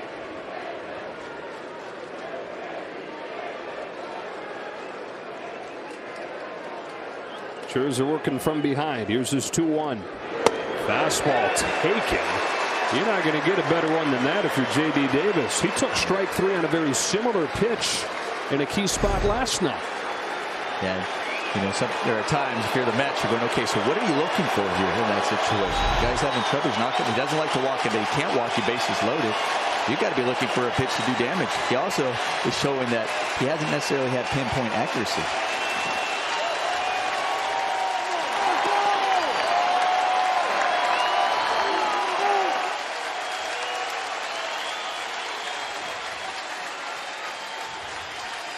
Two pitch. Fastball hard of the plate and foul. Man, oh man, is he living on the knife's edge here.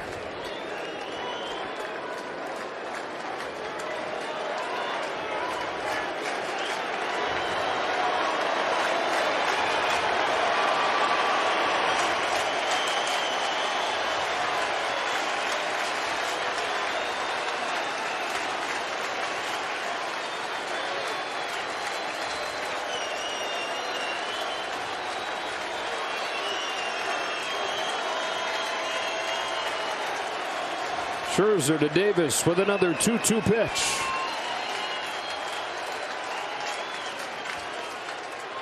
He struck him out. Got a fastball by him to strand the bases loaded.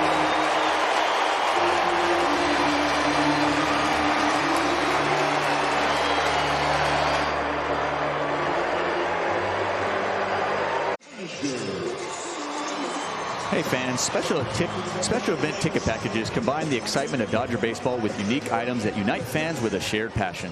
Purchase a special event ticket package for Teachers Appreciation Night on Saturday, August 28th and receive a special Teachers Appreciation t-shirt. To purchase, visit Dodgers.com/ticketpacks. Rich Hill drops curve into Cody Bellinger for the first strike here in the 5th. And now sidearms one is 67, slowest pitch he's thrown today. Dropped down to retire Bellinger the first time. Fly to right. Another breaking ball. Fails to crack 70. He got one just a little bit higher in the zone. That was a good one that you're thinking about as a hitter. Like, oh, that was the one. He missed this spot. 8-9-1 in this inning for the Dodgers. McKinney due next in the pitcher's spot.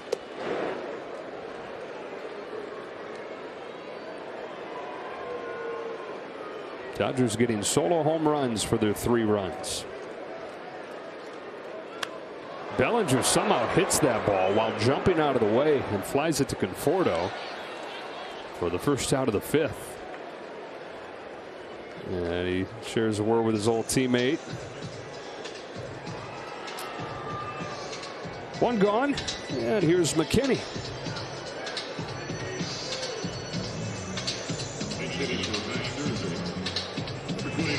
So the day ends for Max Scherzer. We talked about it as the day went on, Nomar, but a lot of times you're not going to have your very best stuff. He had far from it today and still found a way to limit the damage to 1. Yeah, you saw some of those pitches just kind of going over the middle of the plate. Even though he was getting some outs, you hear him on the mound being frustrated with himself, knowing that he missed his spot. May not have it, but you go out there and you compete. And you give your team a chance to win. Strike 1 on McKinney. A's have added a run. 5-2 Oakland, bottom of the 4th. Dodgers a game and a half back, closest they've been since July 20th. This is the day when Will Smith hit the walk-off home run. So a game and a half behind the Giants, 10.5 ahead of the Padres, who are now tied with the Cincinnati Reds for the second wild card spot.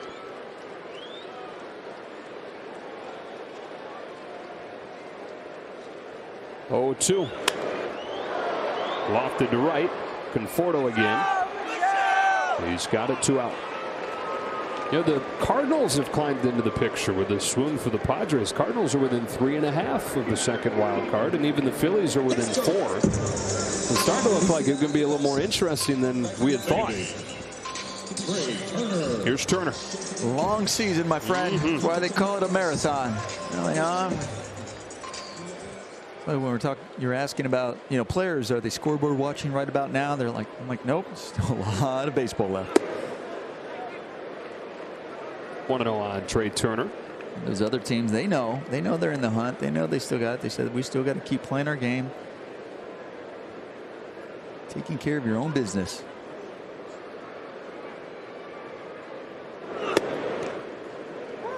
Turner started the game with his first home run as a Dodger. Scherzer and pitching coach Mark Pryor go over some of the moments of this outing. Curveball is pulled to the left side for a 2-out hit. And you, of course, put your eyes on him at first, and hard to take him off him once he gets there.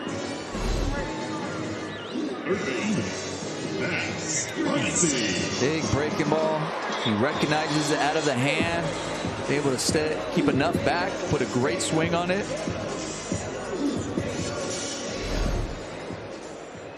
Average now to 324 to lead the league. Also leads the league in stolen bases.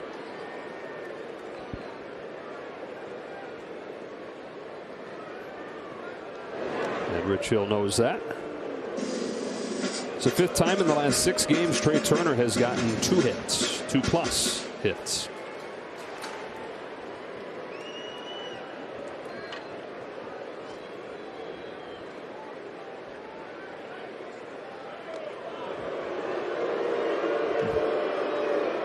Trey's like, I'm on the bag here. And he's giving you 2 good ones, like really good ones. Sometimes you're going, is he going to go 3? Other times you're battling with yourself as a base stealer, like, do I just go first move? He gave me his 2 best ones. Do I just take a chance and guess here?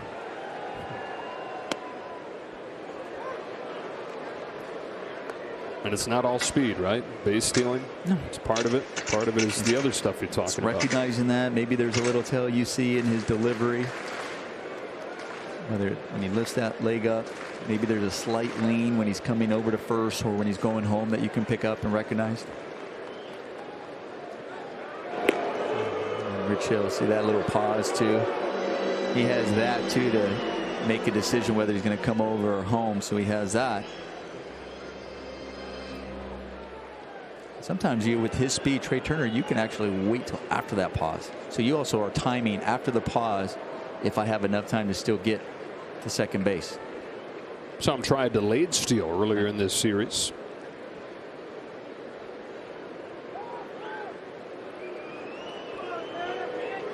Good old stare down going.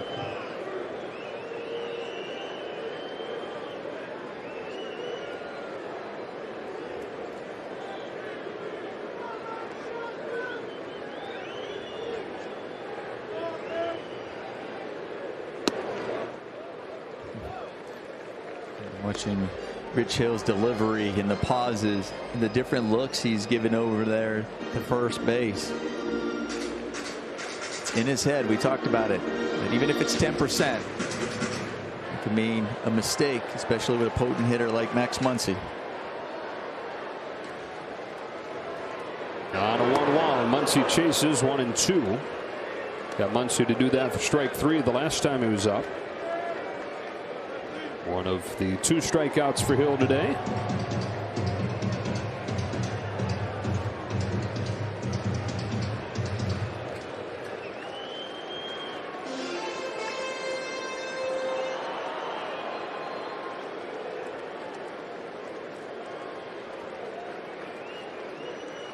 The 1-2. Muncy cues it along the left side, picked up by J.D. Davis. Part of the shift. Third baseman has it, feeds VR, and that's the inning.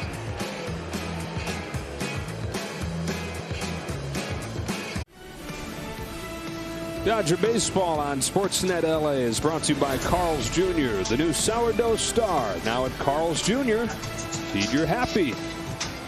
Dodgers 3, Mets 1 to the 6th inning. Now we check in with Kirsten.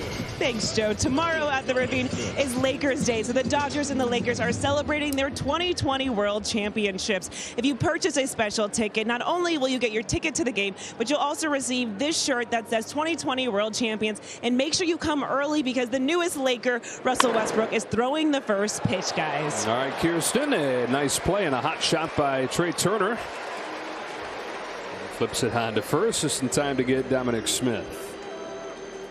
Justin Brule is into the game for the Dodgers, replacing Max Scherzer.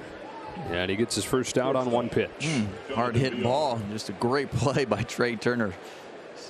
Diving and then catching the short hop. It was hit hard, and he was watching Dominic Smith run to first. He's like, oh, I can just flip it over there.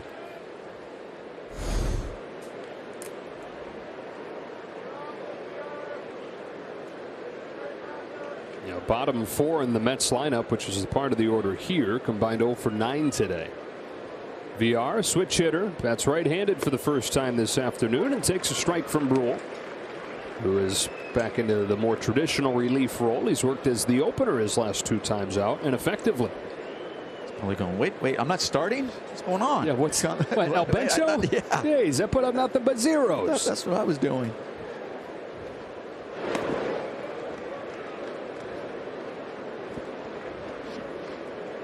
That's the slider of Brule. 2-pitch guy with a very unique split of sliders and cutters.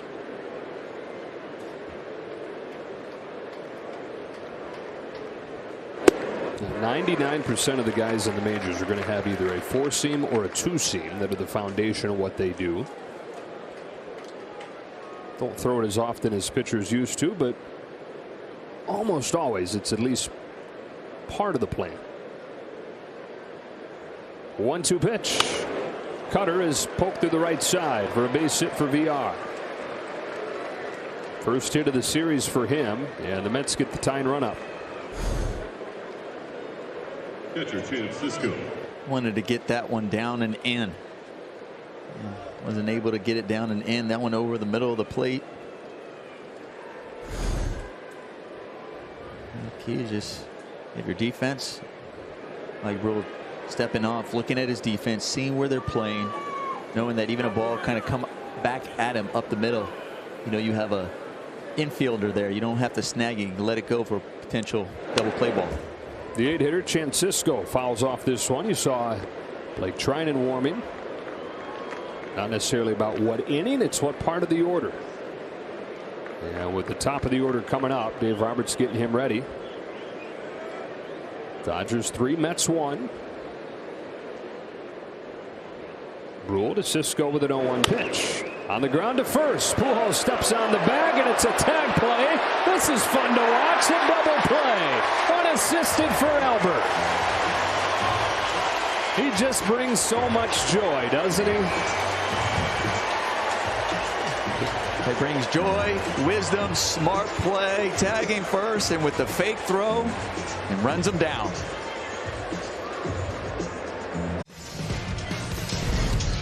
Inside the Box score brought to you by Kona Brewing Company. Dodgers didn't have a homer over the first 2 games of this series. Today it's all they've got. 3 runs on 3 solo shots. Trey Turner, Albert Pujols, and Chris Taylor.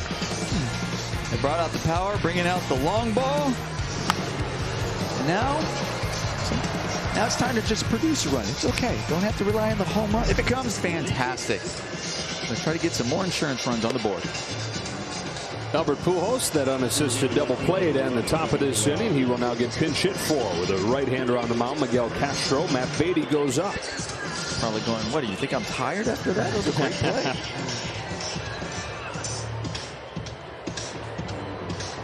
Castro has put up zeros in all but 1 game this month. Really live stuff.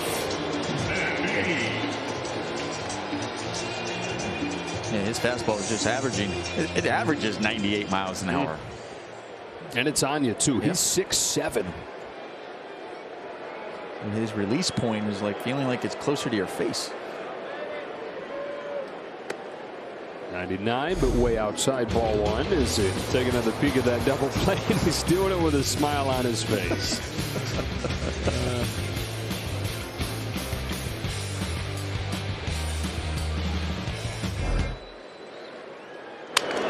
Beatty breaks his bat on a teardrop of a leadoff base hit. That thing got destroyed, but he's on. They went down to champion. Grab that bat, put it up to your other bats, just to talk to them. Say, listen, this is, if you're going to break, this is how you go down. Make sure it's a base hit. Inspirational story that bat has to tell. Yeah, just talk to the other bats just for a little while.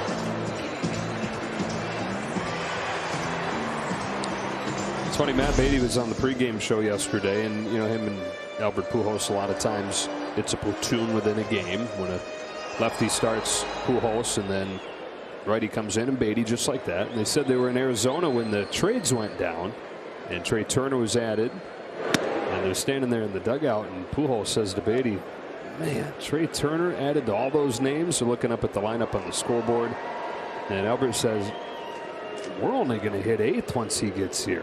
And Beatty said, shoot, when Julio pitches, we might hit 9. Pollock ahead 2-0. Julio can rake. Yeah.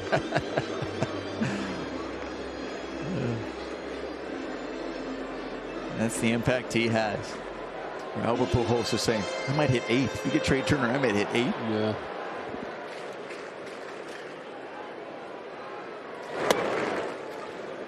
Three 3-0. Pollock 1 for 2 today with a single.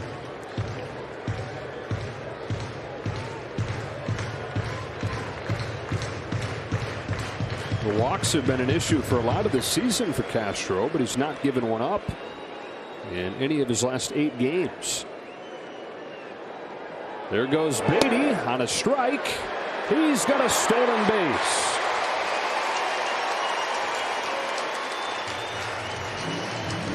Smart running right there by Matt Beatty. We were talking about base on balls. He hasn't given up one lately. 3-0. So he's more focused on the batter than he is worried about you as a base runner. He wants to make sure he throws a strike. So he's like, I'll take my chances here. Good jump. Nice steal. Second of the year for Beatty. Into scoring position. 3-1 to Pollock. Back in there for a strike. 3-2. Well, just like you were saying to start the inning, the home runs are nice and you'll take them if there's more of them in there, but here's a chance to manufacture one. And especially with the guy throwing this hard, I'm thinking about, I am shortening up. I'm just trying to put it in play, and hopefully with his velocity, he's probably going to the right side. Takes ball 4. Instead got a slider and watched it spin away. First walk for Castro since his first game of the month. Shortstop, Corey Seager. 2 out, or 2 on, nobody out for Seager.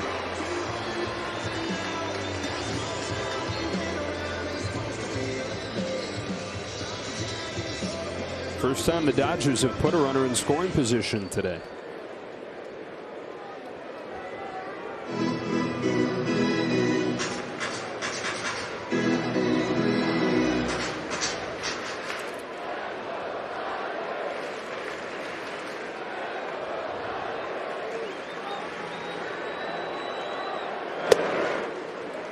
One ball, no strikes.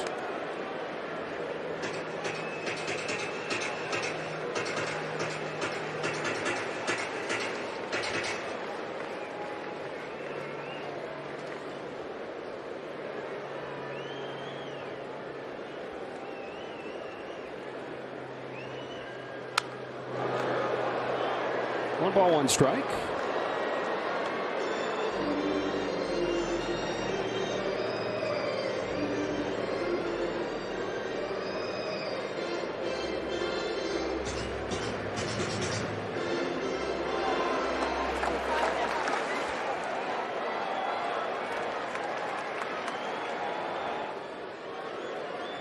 Beatty at second, Pollock at first. As Seager fouls this one off, and it's 1-2.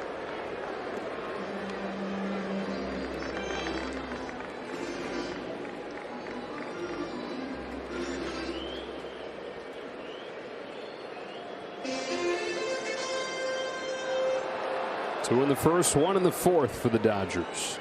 Mets got their lone run in the 5th on a Nimmo home run. They've stranded a small village in this game. That takes off and misses away, ball 2. In this game and on this road trip the Mets have.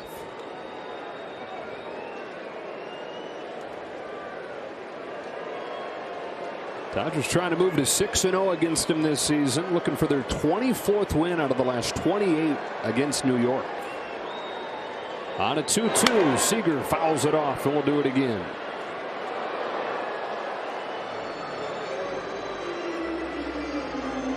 Upper 90s fastball with some run on it. He's just trying to stay alive, stay with it. You know, when you have 2 strikes, now that you have guys in first and second, if you can still try to get it to the right side, it's a lot easier to say that than to do it when you have a guy throwing this hard with that natural run that he has. Spins inside, and the count is full.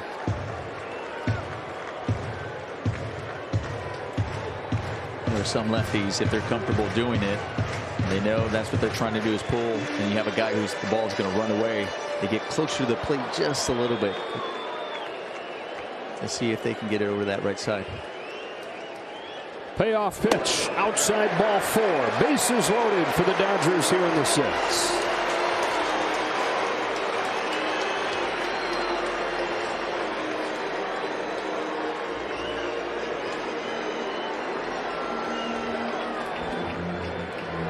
Jeremy Hefner coming out for a visit. Dodgers have loaded him up. Chris Taylor's coming to the plate. Having hit his 18th home run of the season his last time. And here it is on StatCast, powered by Google Cloud. Chris Taylor did an excellent job on this fastball that was away, staying on it and then driving it to center field. Having enough, get out of the reach in center field. That little guy's strong. Yeah. I say little. He's really not little, but you see some of these players how big and how they are now. Right. But no question, he is strong. Jacked. Yeah. Chris Taylor. 4 grand slams in his major league career. He's got Beatty at third, who singled on a broken bat bloop to open the inning. Walks from Pollock and Seager.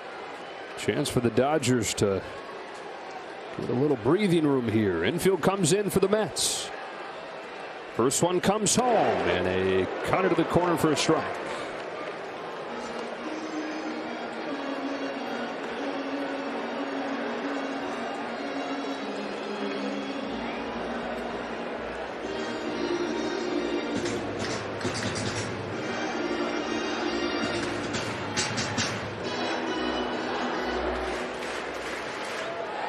Castro's 0-1.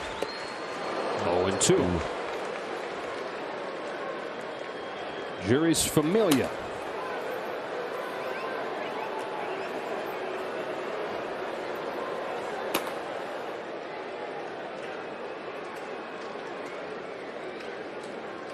Castro lacking command like I haven't seen from him in a while. Is 0-2. Taken low. They asked first, no swing, ball 1. He's come back with 3 breaking balls after having trouble command with that fastball. Right. You know, the pitch before that, Chris Taylor's, kicking himself because that was a ball. It was a breaking ball. It wasn't as hard as that 98, and it was up in the zone, which is something you're looking for. Infield hit, bases loaded, trying to get something to the outfield and something you can handle. Taylor has been so much better against breaking stuff this season. And now it's just a battle. 1 and 2, got to find a way. Ask for time. Castro coming ready.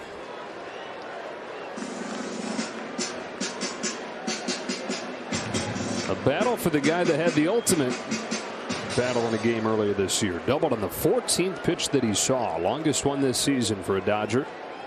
On a 1-2, he takes it low and away. That is a 93-mile-per-hour changeup that evens the count. 2-2.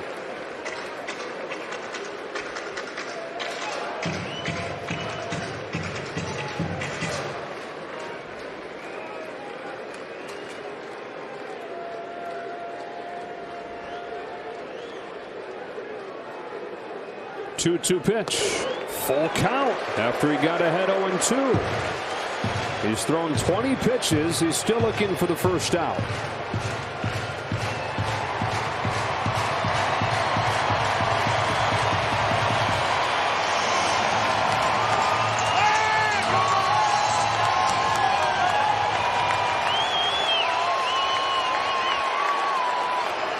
On a payoff, Taylor takes ball 4. And the Dodgers lead 4-1 on the 3rd consecutive walk from Miguel Castro.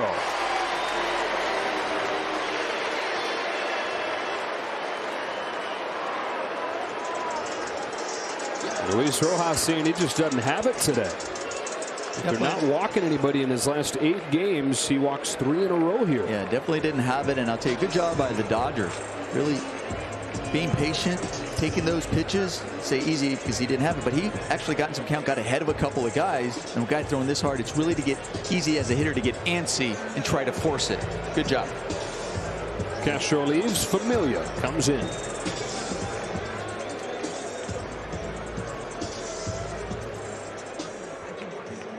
Junior Dodger of the game is Jackson from down in Omar's old neck of the woods. Downey.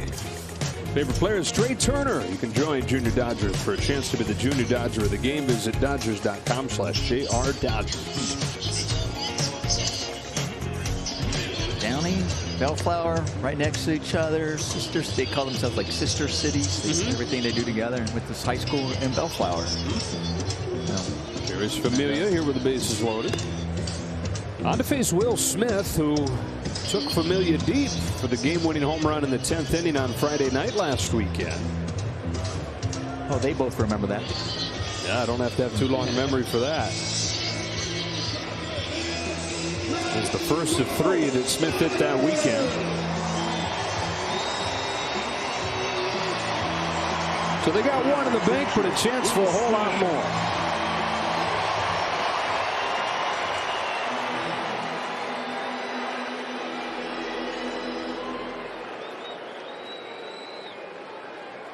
Smith 1 for 2 today. First pitch from Familia, down and away, ball 1. Power and patience for the Dodgers on display today. 3 solo shots and then 3 consecutive walks to bring in the 4th run.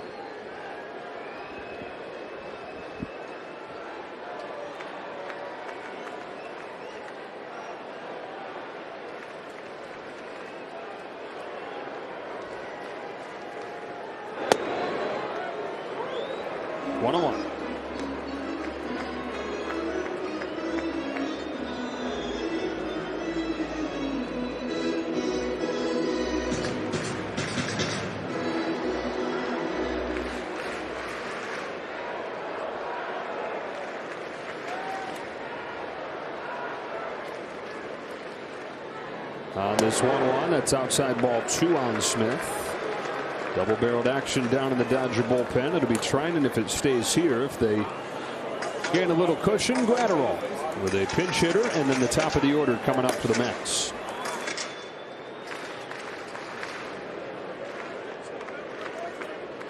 Going to the Braves have hit more grand slams than the Dodgers this year, who have 9 of them. On a 2-1 from Familia. Smith takes ball 3.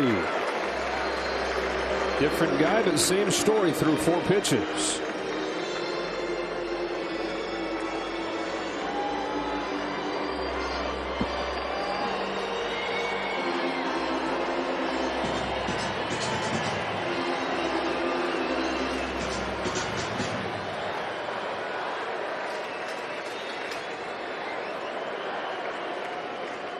Three and 1. Smith cracks one down the line and just foul.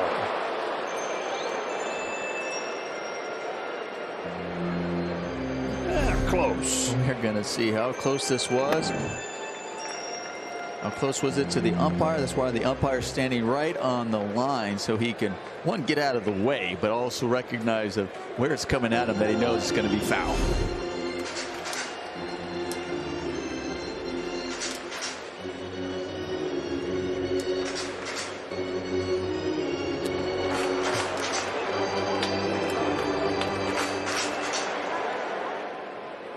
What's going on here? I don't know. We have AJ saying to, and Matt Beatty saying to check that. I don't know what. Pollock, sorry.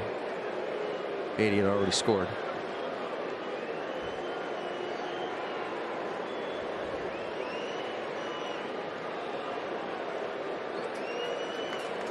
Huh. What are we missing? The call on the field is open to review.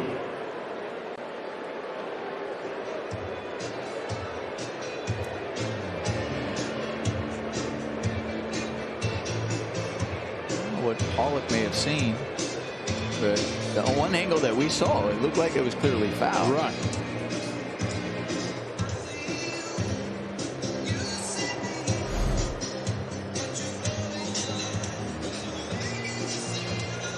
Foul by that much, right?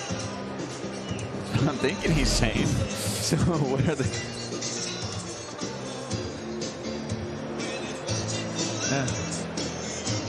Yeah, I don't know.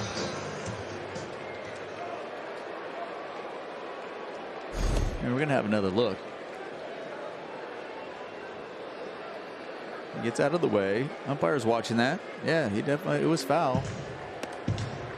And it's a little bit different if it hit on the ground first, and then it's when it goes over the bag. But since it was on flight and didn't hit the ground first, it was clearly foul.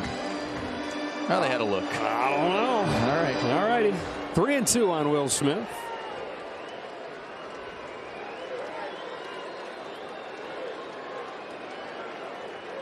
Three consecutive walks have loaded the bases and brought in one.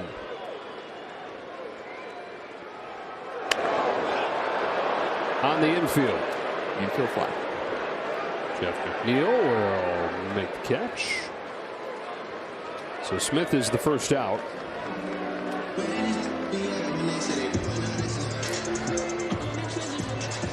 Instinct going over there. You always tell yourself, even as a player, you have to be aware, like, okay, remember, pop up, infield fly. Just like, tell yourself, infield fly, infield fly. What are you doing for yourself if they drop it off guard?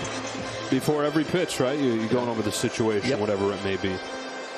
What do I do when the ball's hit to me? Yes. It's the first thing you learn in Little League. Right. It's Bellinger with the bases still loaded.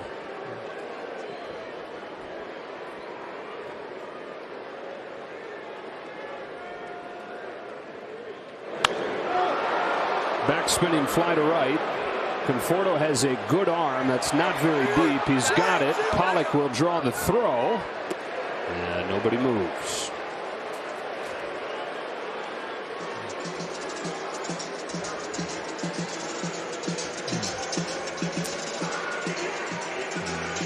Dodgers right now are kicking themselves because they had two really good at-bats. Two really good opportunities. Zach got some more runs. Two pitchers that come in struggling. And Turner announced as the pinch hitter. Even with all the success he's had throughout his career, didn't have a grand slam until earlier this season. Another visit from Jeremy Hefner. Now that he's broke the seal, he can have another one. That's right. Why stop at one? Exactly. It's against Arizona in early July. One of the two grand slams they hit that day.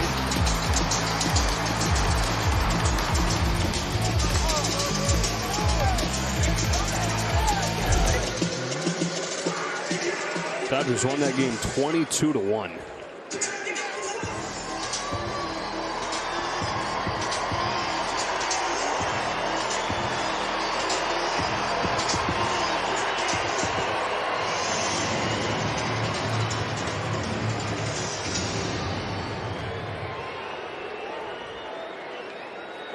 The sun coming out as bright as it's been all day right here.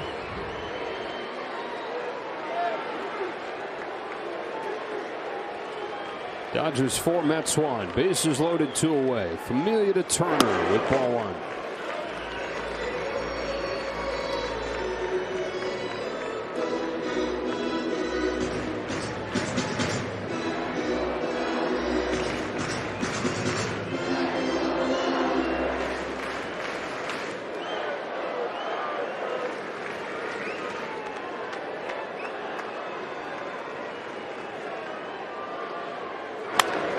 Ground ball to third. Davis scrapes it off of the deck and goes to second in time. The Dodgers settle for 1 here in the 6th.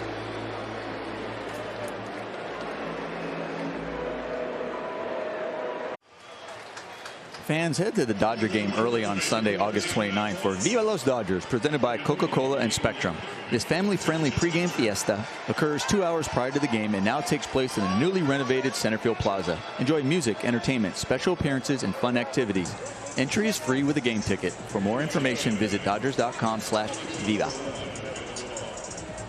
Dodgers up 4-1 as we go to the 7th inning.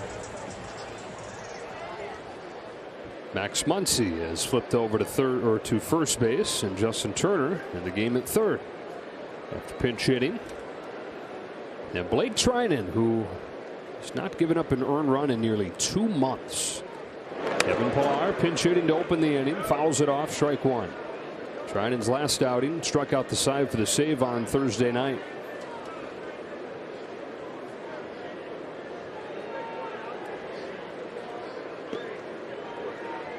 Pillar had the game-winning home run Wednesday. The lone win for the Mets over their last 8 games. Came in extras against the Giants. Southern California native takes the ball, and it's 1-1.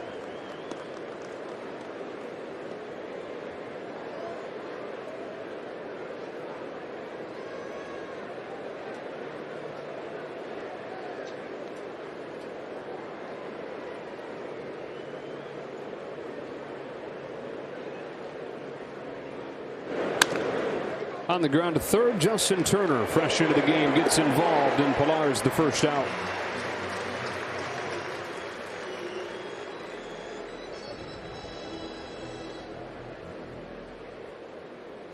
Back to the top, Brandon Nimmo. Mets have 6 hits today, 3 of them from Nimmo. Doubled in the first, singled in the third, and homered in the 5th. One Met that's been gone out there swinging the bat extremely well in this game, taking advantage of balls over the middle of the plate. Been running the base as well. He's been doing it all for them.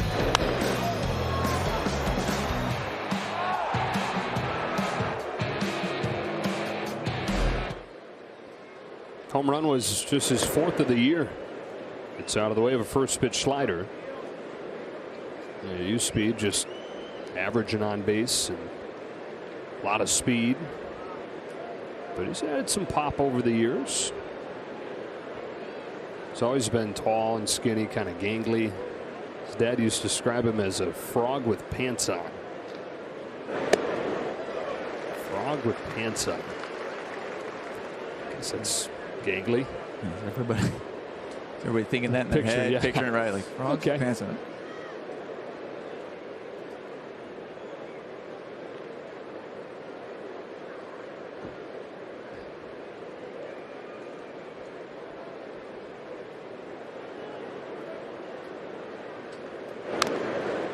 Treinen ahead 1-2. We were talking about this earlier. I mean, the stuff from Blake Treinen is so good that you can know what's coming and still not have a great chance to hit it. And we were talking about the difference between guys who are throwers and guys who are pitchers. And when you have great stuff like him, it's easy to really become just a thrower. You just go, oh, whatever I throw, it's tough to hit and go after. But he combines that with the knowledge, experience, and he knows how to pitch. To the knees to get him looking.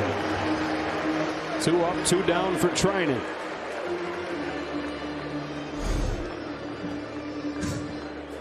Looking slider as a hitter.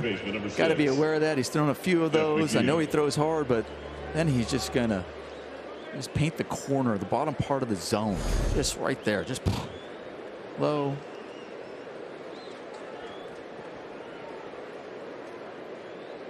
With movement. Yeah, I forgot to add that. Oh yeah, and it's not straight. Jeff McNeil with the bases empty and 2 out. First one is a little bit inside, ball 1. McNeil doubled against Scherzer in the 5th for his first hit of this series.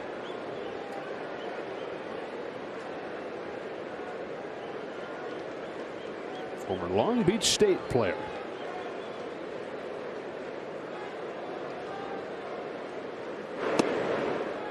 Ahead of Treinen 2-0. 12th round pick out of there, 2013. Was never really considered a top prospect, even though he always hit in the minors. Missed almost 2 full years because of injuries. First a really bad sports hernia, then he had hip surgery.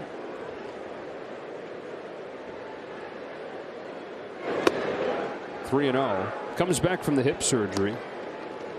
On the 6th swing, he tears the hip again and has to undergo another surgery. Got through all that, made it to the majors in 2018, hit .329, an all-star in 19. Takes a strike, and it's 3-1.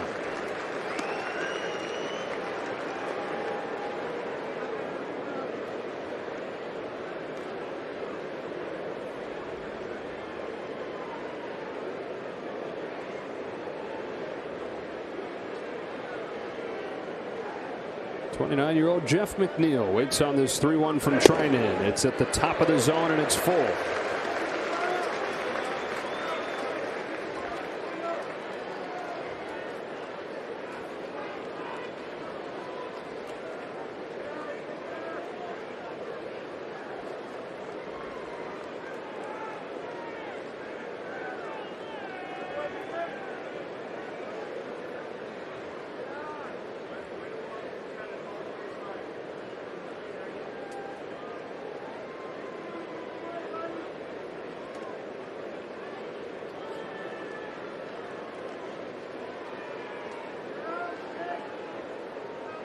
Treinen's 3-2. Down the line, foul.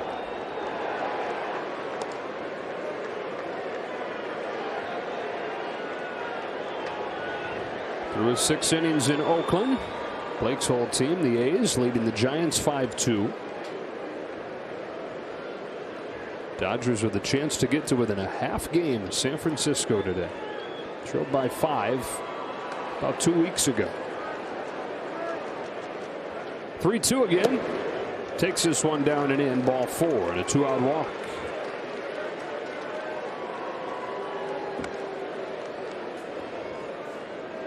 Alonso comes up, and a quick word from Land Rover. First baseman number 20, Pete Alonso. This Dodgers broadcast is brought to you by your SoCal Land Rover retailers. Alonso had 2 hits each of the first 2 games of this series, 0 for 2 today.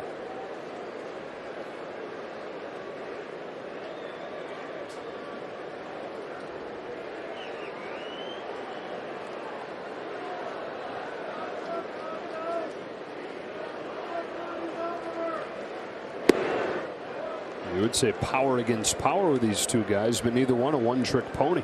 Yeah, they both got power, but you touched on Alonso's well-rounded approach as a hitter, and you've also touched on the way Trinan can make a breaking ball move.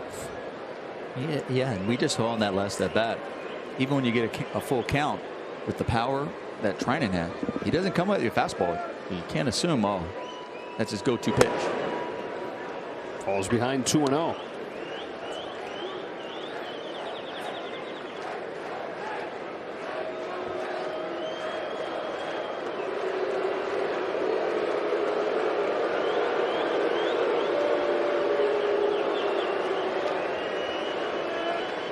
Pete Alonso chops it foul, 2-1. Lone run for the Mets in this game, coming on a solo home run from Brandon Nimmo in the 5th. They've only scored 14 runs in 6 games against the Dodgers.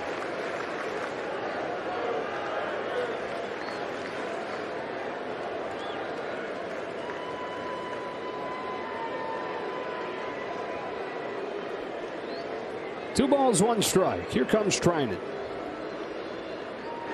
Alonso lifts it to left. Pollock going back. He's on the track. He's at the wall. It's off the top of the wall and gone. And it's a 1-run game on Alonso's 28th of the season.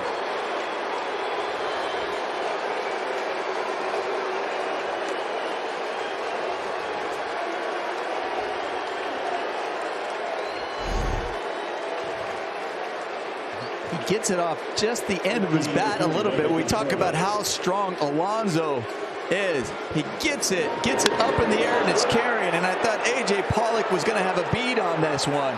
He gets to the wall, but the way he jumped, he is getting to the wall and giving yourself an angle in which to jump and get up there as a chance for that. But as he jumps for that ball, he actually jumps into the wall, and that stops him and hits at the top of the wall.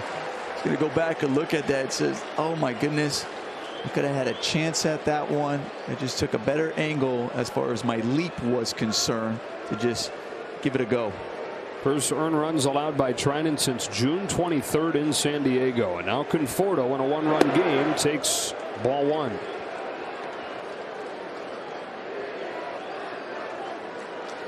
Second in as many days for Alonso. 28 on the season, ties him with Muncy and Votto for second in the league.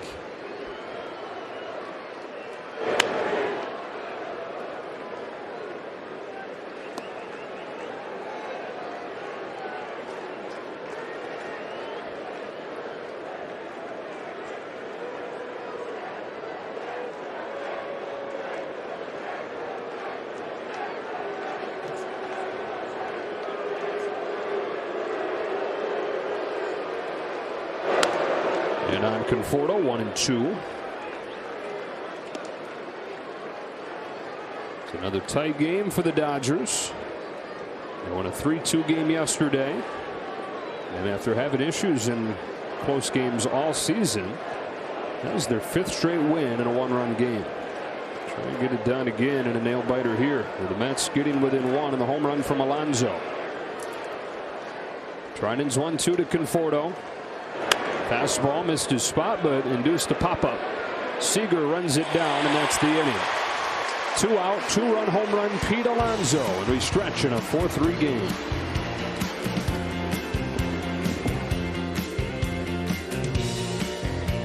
There have been 5 home runs hit in this game. The first one and the last one, both off the top of that left field wall. Trey Turner, who leads off this inning, started the game like this. And this is Alonso one. Earlier in the day, it was Trey Turner doing close to the same thing.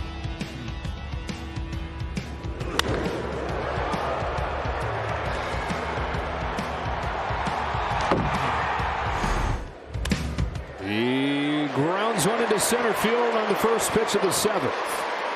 3rd hit of the day for Trey Turner. Just showing his home run. He just hit one to let you know he has some power. And then he's like back to just shorten up, put the ball in play, getting on base, especially when you're leading off an inning. Turner over his last 6 games now hitting .542.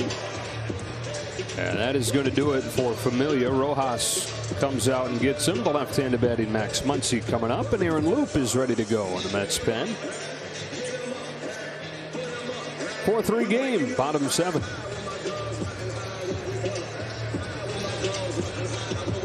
Barbershop for haircuts. Also, we take a look at reliever Mitch White's career night against the Pirates. Don't miss Backstage Dodgers Friday, presented by Cadillac. Aaron Loop, who retired all 3 batters that he faced last night, comes on here to face Max Muncy. He's been one of the top relievers in baseball this year. Yes. Allowed just 1 earned run in his last 33 appearances. He's got a scoreless streak right now, riding 16 in the 3rd innings. The Mets getting to within 1 on Alonso's home run last inning. On the top of this inning, Dodgers have the leadoff man on, though, and Trey Turner. And Max Muncy coming up. So Luis Rojas playing it by the book here, going to the left-hander, but Muncy has actually been better against left-handed pitching this year than he has righties.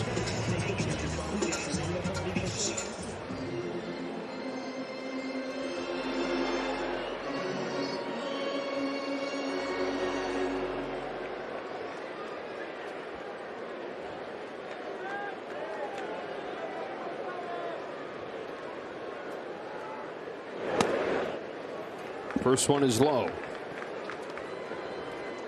Pitcher's spot due next by virtue of an earlier double switch, and Barnes ready to pinch hit. Corey Knebel loosening. Here's Trinan in the top of the 7th. Knebel getting ready for the 8th. And if the game remains in this range, Kenley Jansen for the 9th. Giants have gotten to within 1 of the A's. Back-to-back home runs from Brandon Belt and Darren Ruff. It's 5-4, middle 7.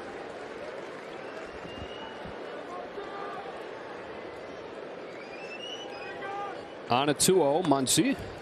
It's at ball 3. Tight zone from Marvin Hudson.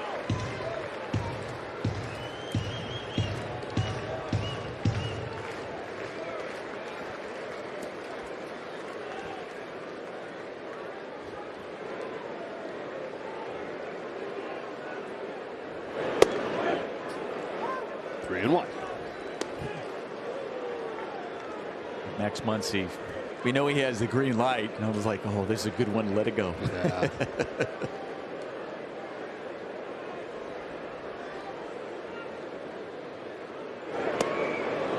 Inside edge, runs it full. And I say that, but it's really hard to let it go when you have a pitcher just coming to the game.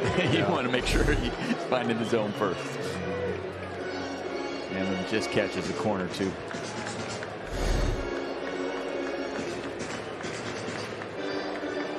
Muncy just 1 of 11 in this series. Batting with Turner at first. It's one off of the hands, back to Loop. Goes to second for 1. That's all they'll get. Muncy really frustrated.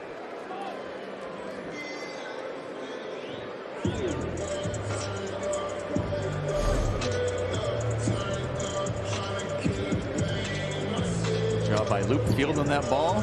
For the Dodgers, Good job by Trey Turner, just sliding right into the bag. Don't give the umpire any judgment to decide whether that was a give me double play. Especially the added little context that it was VR out there that he was sliding into. Who a little something earlier in this series. Barnes pinch hitting, takes the ball.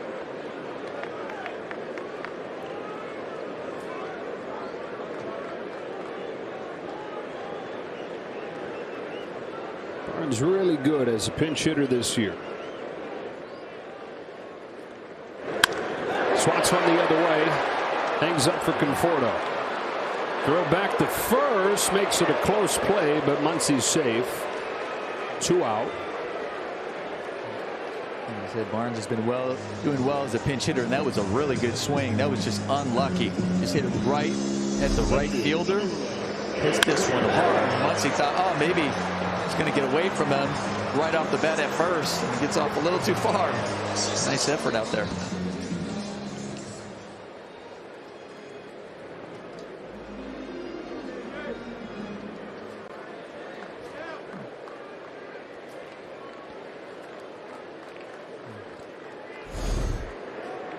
Slow it down, you realize that was kind of close. Yeah, he was safe. Pollock with 2 gone. Lifts the first one into the brightening sky.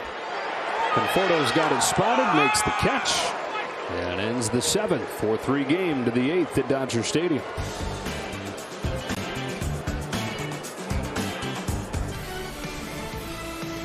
World champion Dodger baseball on Sportsnet LA is brought to you by Mercury Insurance. Low rates, big discounts, great insurance.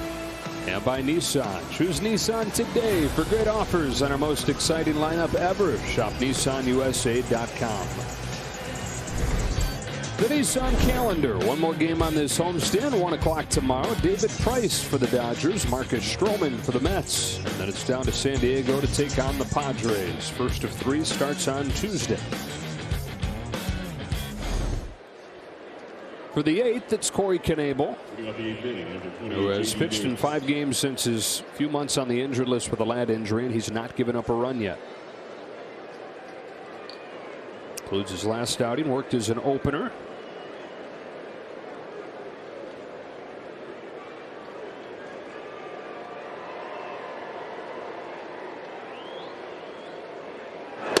J.D. Davis looks at strike 1, well located fastball.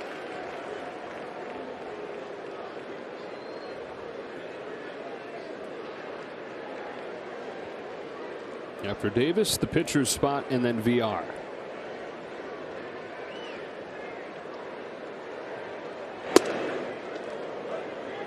One.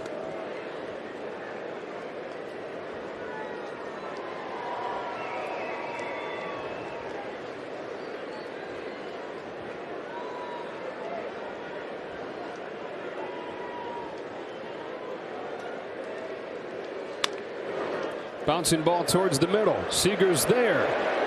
Gets him. The running throw for the first down of the 8th.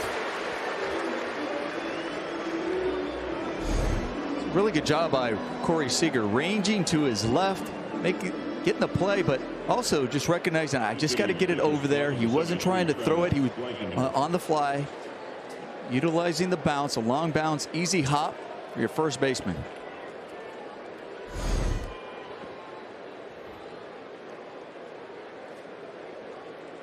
Base is empty, 1 gone. Here's a pinch hitter, Travis Blankenhorn. This is the pitcher's spot with the earlier double switch. 1 ball, no strikes.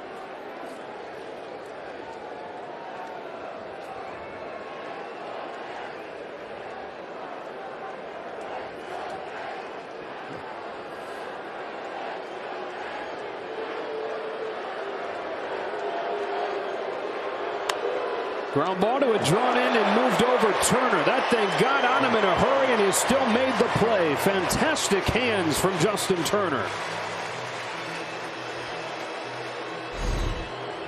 I know they call it the hot corner, but sometimes it could be the hot shortstop, depending on where they place him. But he's also in on the grass, near the grass, just off of it. This ball is a rocket.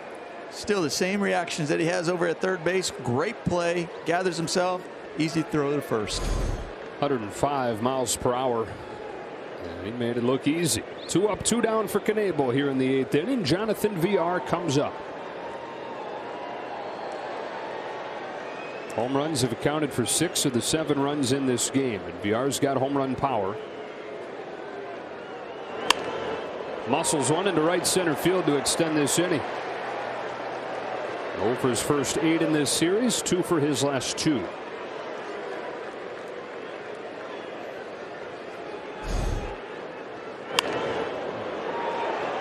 Wasn't that bad of a pitch. It ended up getting in on him, but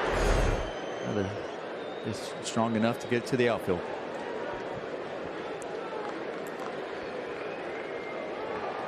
They're going to pinch hit with one catcher for the other. Pinch hitter number 76, Patrick Mazika. Patrick Mazika announced, and here comes Mark Pryor with the lowdown for Corey Knebel. Mazika started the first 2 games of this series. He's got a hit in all 4 games that he's played in this most recent call-up.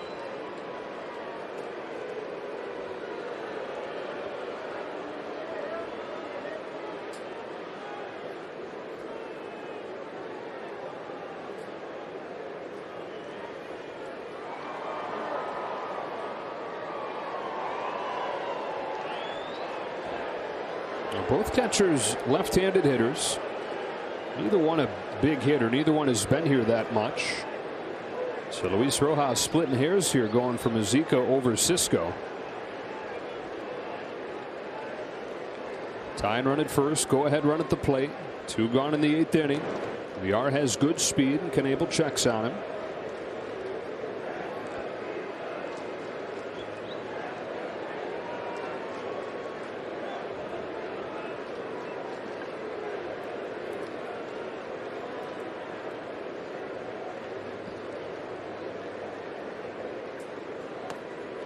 First pitch curve, 1-0.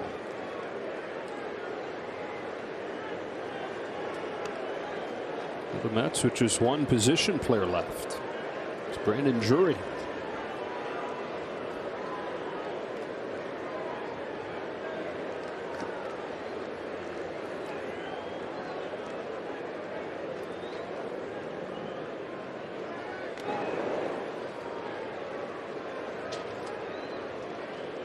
Same situation for the Dodgers, actually. Gavin Lux, the lone man left.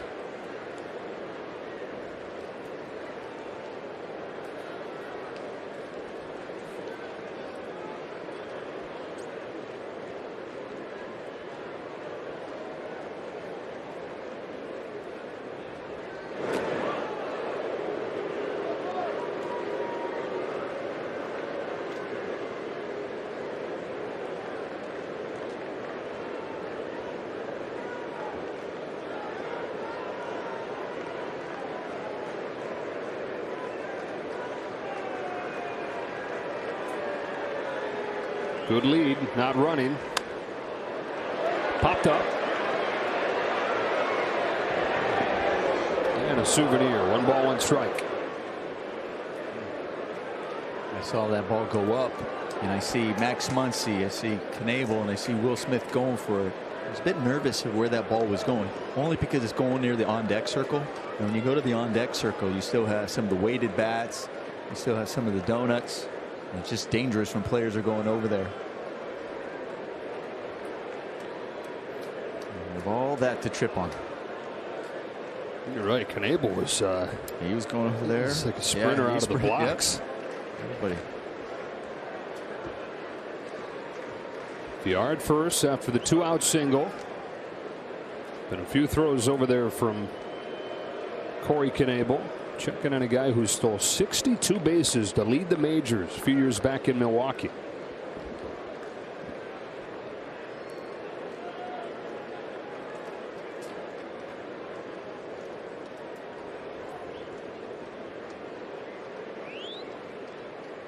Not running. Ball 2. Thinking about the on-deck circle. I wonder if it's at some time, if it's something you just address in MLB, because it gets dangerous. So because all that stuff, maybe just, hey, what do you need? Or you have a bat boy standing right there to grab, what you need or hand it, but it's just off out of that area in case of a foul ball like that. 2-2. Extra aggressive secondary that time from VR, but didn't pull the trigger.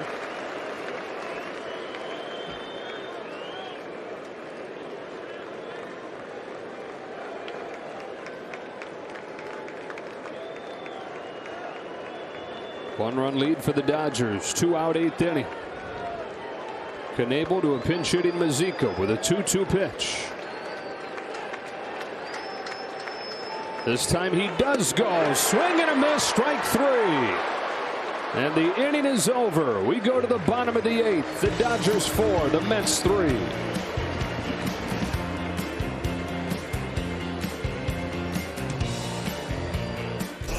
As soon as we finish, John and Ned and Sean Green take you through the post-game show. Dodgers looking for their 9th consecutive win. It's 4-3 as they come up to bat here in the bottom of the 8th against Seth Lugo, who pitches for the 2nd day in a row. You know, the Dodgers are probably looking back at that 6th inning. They get the bases loaded, nobody out, and they end up getting 1 run out there. They're going, and that was an inning we can tack on runs. Next inning, they get some guys on. All right, now here, still another opportunity. Starts with the leadoff guy trying to get on base. Corey Seager takes ball 1 out of hand. Seager 0 for 2 today with a walk. The walk came in that 6th inning you were talking about, where they had a bloop single and then 3 consecutive walks to bring in the run. Fly to the left towards the corner. Pilar with room makes the play. Hey fans, Shakey's Pizza is celebrating our educators with the Spectrum Sports Educator Sweepstakes. 8 lucky winners will receive a $50 gift certificate from Shakey's Pizza plus a virtual teaching kit. Enter online at spectrumeducator.com for your chance to win. Right fielder, number 3, Chris Taylor. Here's Taylor, who's knocked in 2 of the 4 for the Dodgers. Solo shot in the 4th, bases loaded, walk in the 6th. In the 9th inning, Kenley Jansen will face Pilar, Nimmo, and McNeil. That's 9-1-2. After McNeil, it'll be Alonso if it gets that far. Lugo's first one to Taylor is very high, ball 1.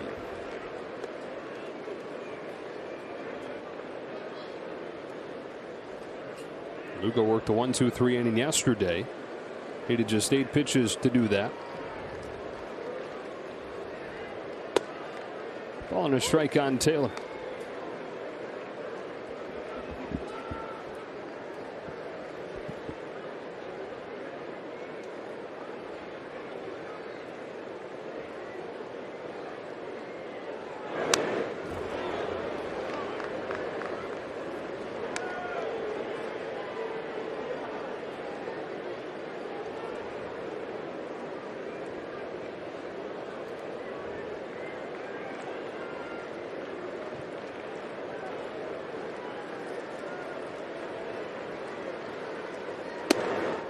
Two and two.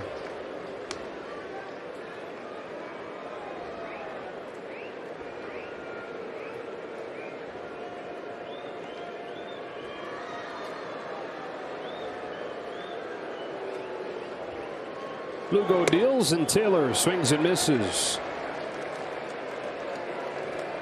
Had him fooled there, and 2 up, 2 down in this inning for Lugo. There's a 34th round draft pick. Centenary College in Louisiana, Division III school. Hit a 5.31 ERA there, but somehow got invited to a workout a couple weeks before the draft and threw what he said was the greatest bullpen of his life. So he went into draft day thinking maybe there was a chance. He was hoping somebody might take him. The Mets did, and still though, just beating the odds to reach the majors. 0-1 on Will Smith. It's so great. I tell a lot of guys who get drafted, sometimes guys who may be prospects that are looked at and they're anticipating maybe going higher in the draft, and they maybe go lower than they anticipated. I said, listen, you only need one chance. If the team drafts you, embrace it, because that's all you need. It's great to see guys like Lugo embracing that chance and fulfilling this dream.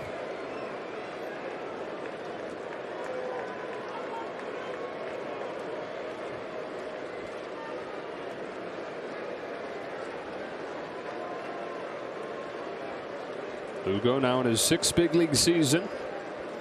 Fires an 0-2 to Smith, and a fastball misses, ball 1.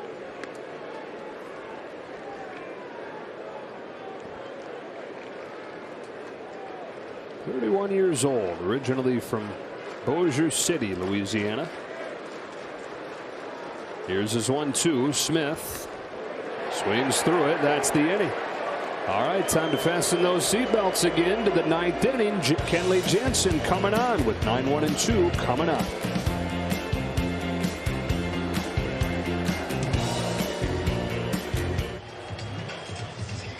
Twice in 24 hours for Kenley Jansen, who locked down a 3-2 win last night with a perfect 9th inning. Needed just 7 pitches to go 1-2-3. I mean, he looked sharp in last night's game. He was attacking hitters, but more than just the cutter.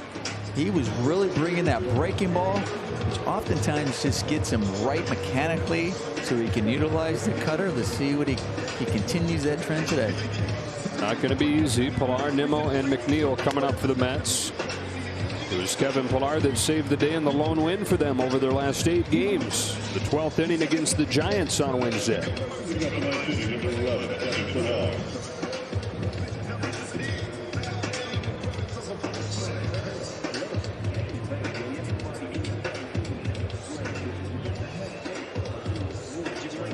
So it is Pilar, who grew up coming to games at Dodger Stadium. His dad and his brother, so this is really where he learned how to be a ball player, what it looked like. Native of West Hills.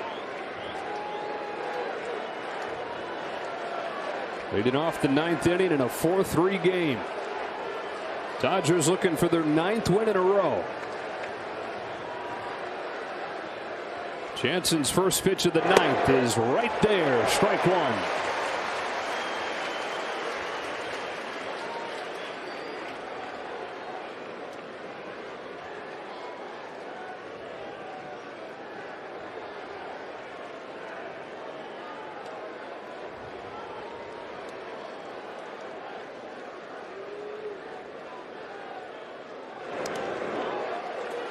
Hit him on the forearm.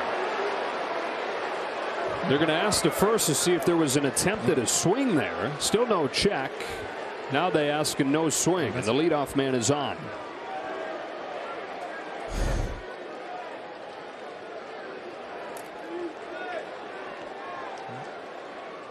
No, he holds up on the swing, at least from that angle looked at. There's a better angle. Looks like it holds up, and lucky for the Dodgers, just gets that forearm. Only the 2nd batter that Jansen has hit this season. This one obviously comes in a very key spot. Tie and run now aboard. Top of the order up, and Brandon Nimmo, who's got 3 hits, including a home run on the day.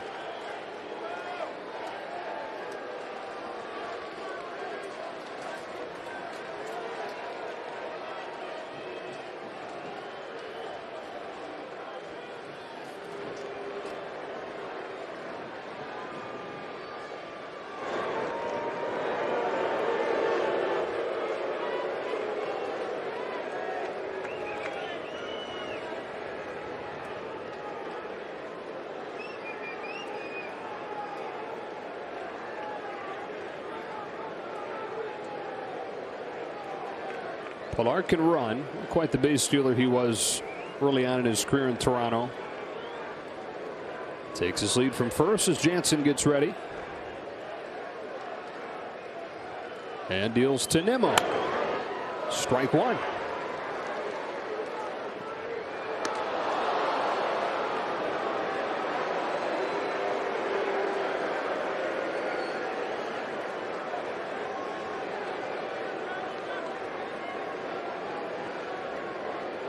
During this 8-game winning streak for the Dodgers, 5 of the wins have come by 1 run.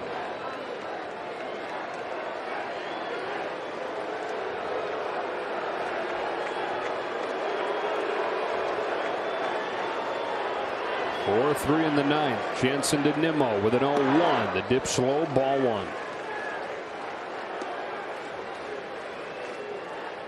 And the 33-year-old.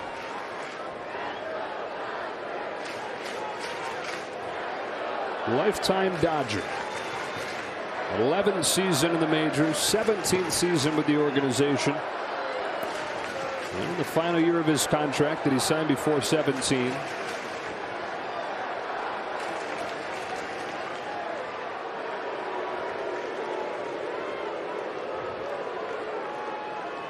What a baseball life he's lived, all in this organization. Of course, signing as a catcher out of Curacao in 2005.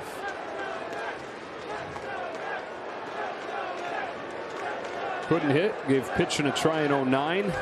Reached the majors in 10. He's the closer 2 years after that. Fires the 1-1 to Nimmo. After a long pause. Here it comes. But it was no pitch. Boy, Marvin Hudson really ought to give a stronger signal on that. Huh? He's done that twice today. Yeah, for a second I thought he was just going to let that pitch go, because it was really after the pitch when he gave the signal. He gave didn't look like he gave Ain a signal. At least I didn't. I must have. If he did, I missed it. But it looked like it was after the pitch. And usually, just because the batter steps out doesn't mean he has to give him timeout. Happened while Rich Hill was on the mound earlier today too. So this is another toss over. The count still officially 1-1.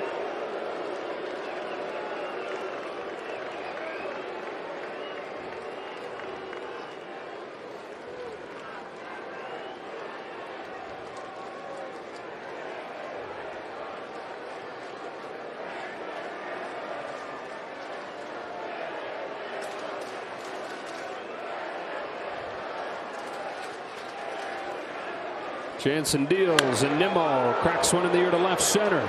Pollock on the move, shy of the track, sizes it up, puts it away.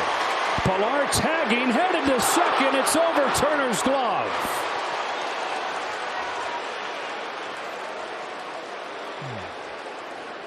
Pollock does a good job. He gets behind this ball so he can get his momentum moving forward to make a strong throw to second base. He does that. It just short hops Trey Turner. Trey Turner will say, I should have had that ball. And if he catches this ball, he's out at second base. Pollock does an excellent job. You see that it's in there plenty of time, and Trey Turner just misses it. Pilar doing everything it can to get in scoring position. It ends up working out for the Mets. Boy, Pilar was dead to rights. Instead of 2 gone, bases empty, 1 out. Tying run in scoring position. Jeff McNeil at the plate.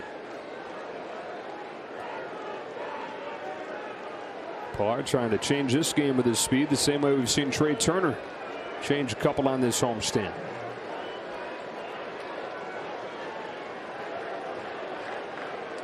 McNeil is 1 for 3 today. He's 4 for his last 40.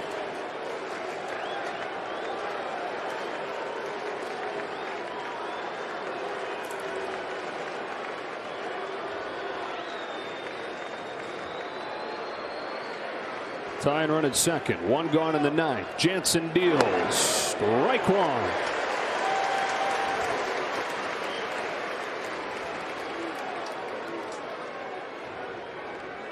On deck, Pete Alonso.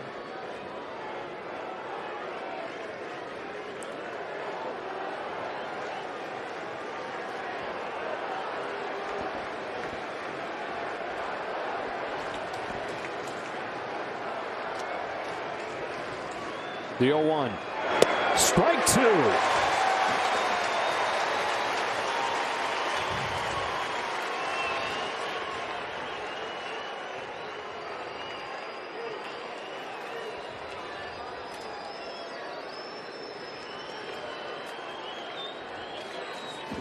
Seven pitches, all hard stuff so far.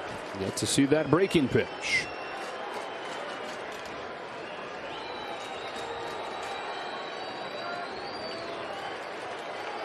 On 0-2. He sticks with the hard stuff. 96. Hardest one of the game from Jansen. 2 gone in the 9th inning. And Pete Alonso coming up. He challenges McNeil with the hard stuff, especially a guy who has been struggling a little bit, quite a bit, and he's able to get that swing and miss. This one they really need to have a discussion. As you mentioned, he hasn't thrown that breaking ball, and we saw in last night's game when he came in, threw a few times. and it was quite effective. So it's something you really need to think about especially when you're facing a guy like Alonso, who's a really good fastball hitter. Yeah, and who earlier today hit his 28th home run of the season, tying him for second in the National League. Second home run in the last 2 days. And he muscles that ball out of here, because he would tell you, like, no, I didn't get it on the barrel, but I'm strong enough to get that one out.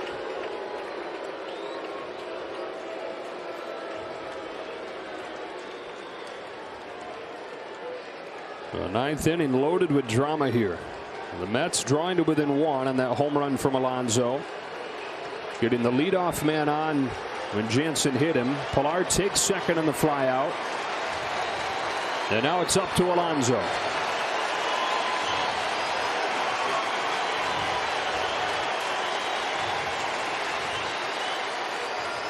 Here it comes. Strike one right down the pipe.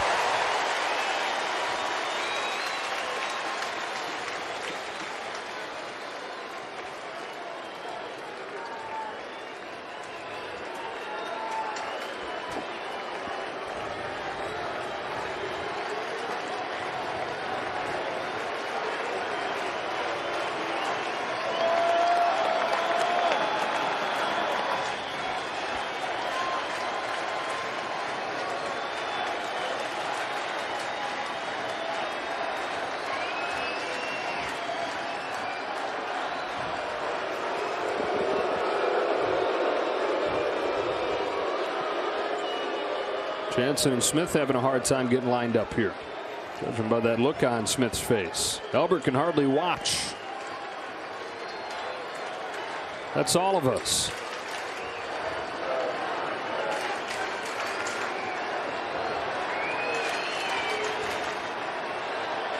Jansen to Alonso with the 0-1. Swing and a miss, 0-2.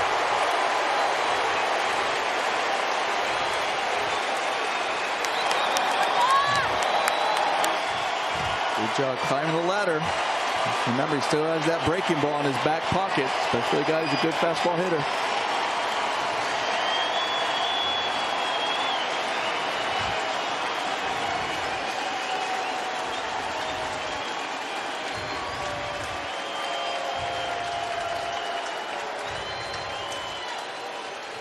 Oh-2 pitch.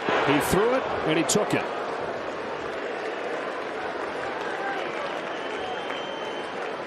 Great job by both Will Smith and Kenley Jansen throwing that ball just to keep him honest. It'll also just give him a little bit if he wants to come back with that cutter. He can even double up on that breaking ball if you like, but even if he wants to come back with his fastball, his cutter or his two-seamer, it gives him just a little bit for the hitter to think about.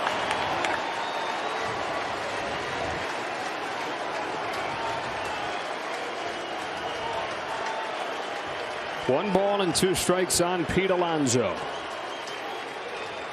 Tying run at second. 2 gone, 9th inning. And time is asked for and granted.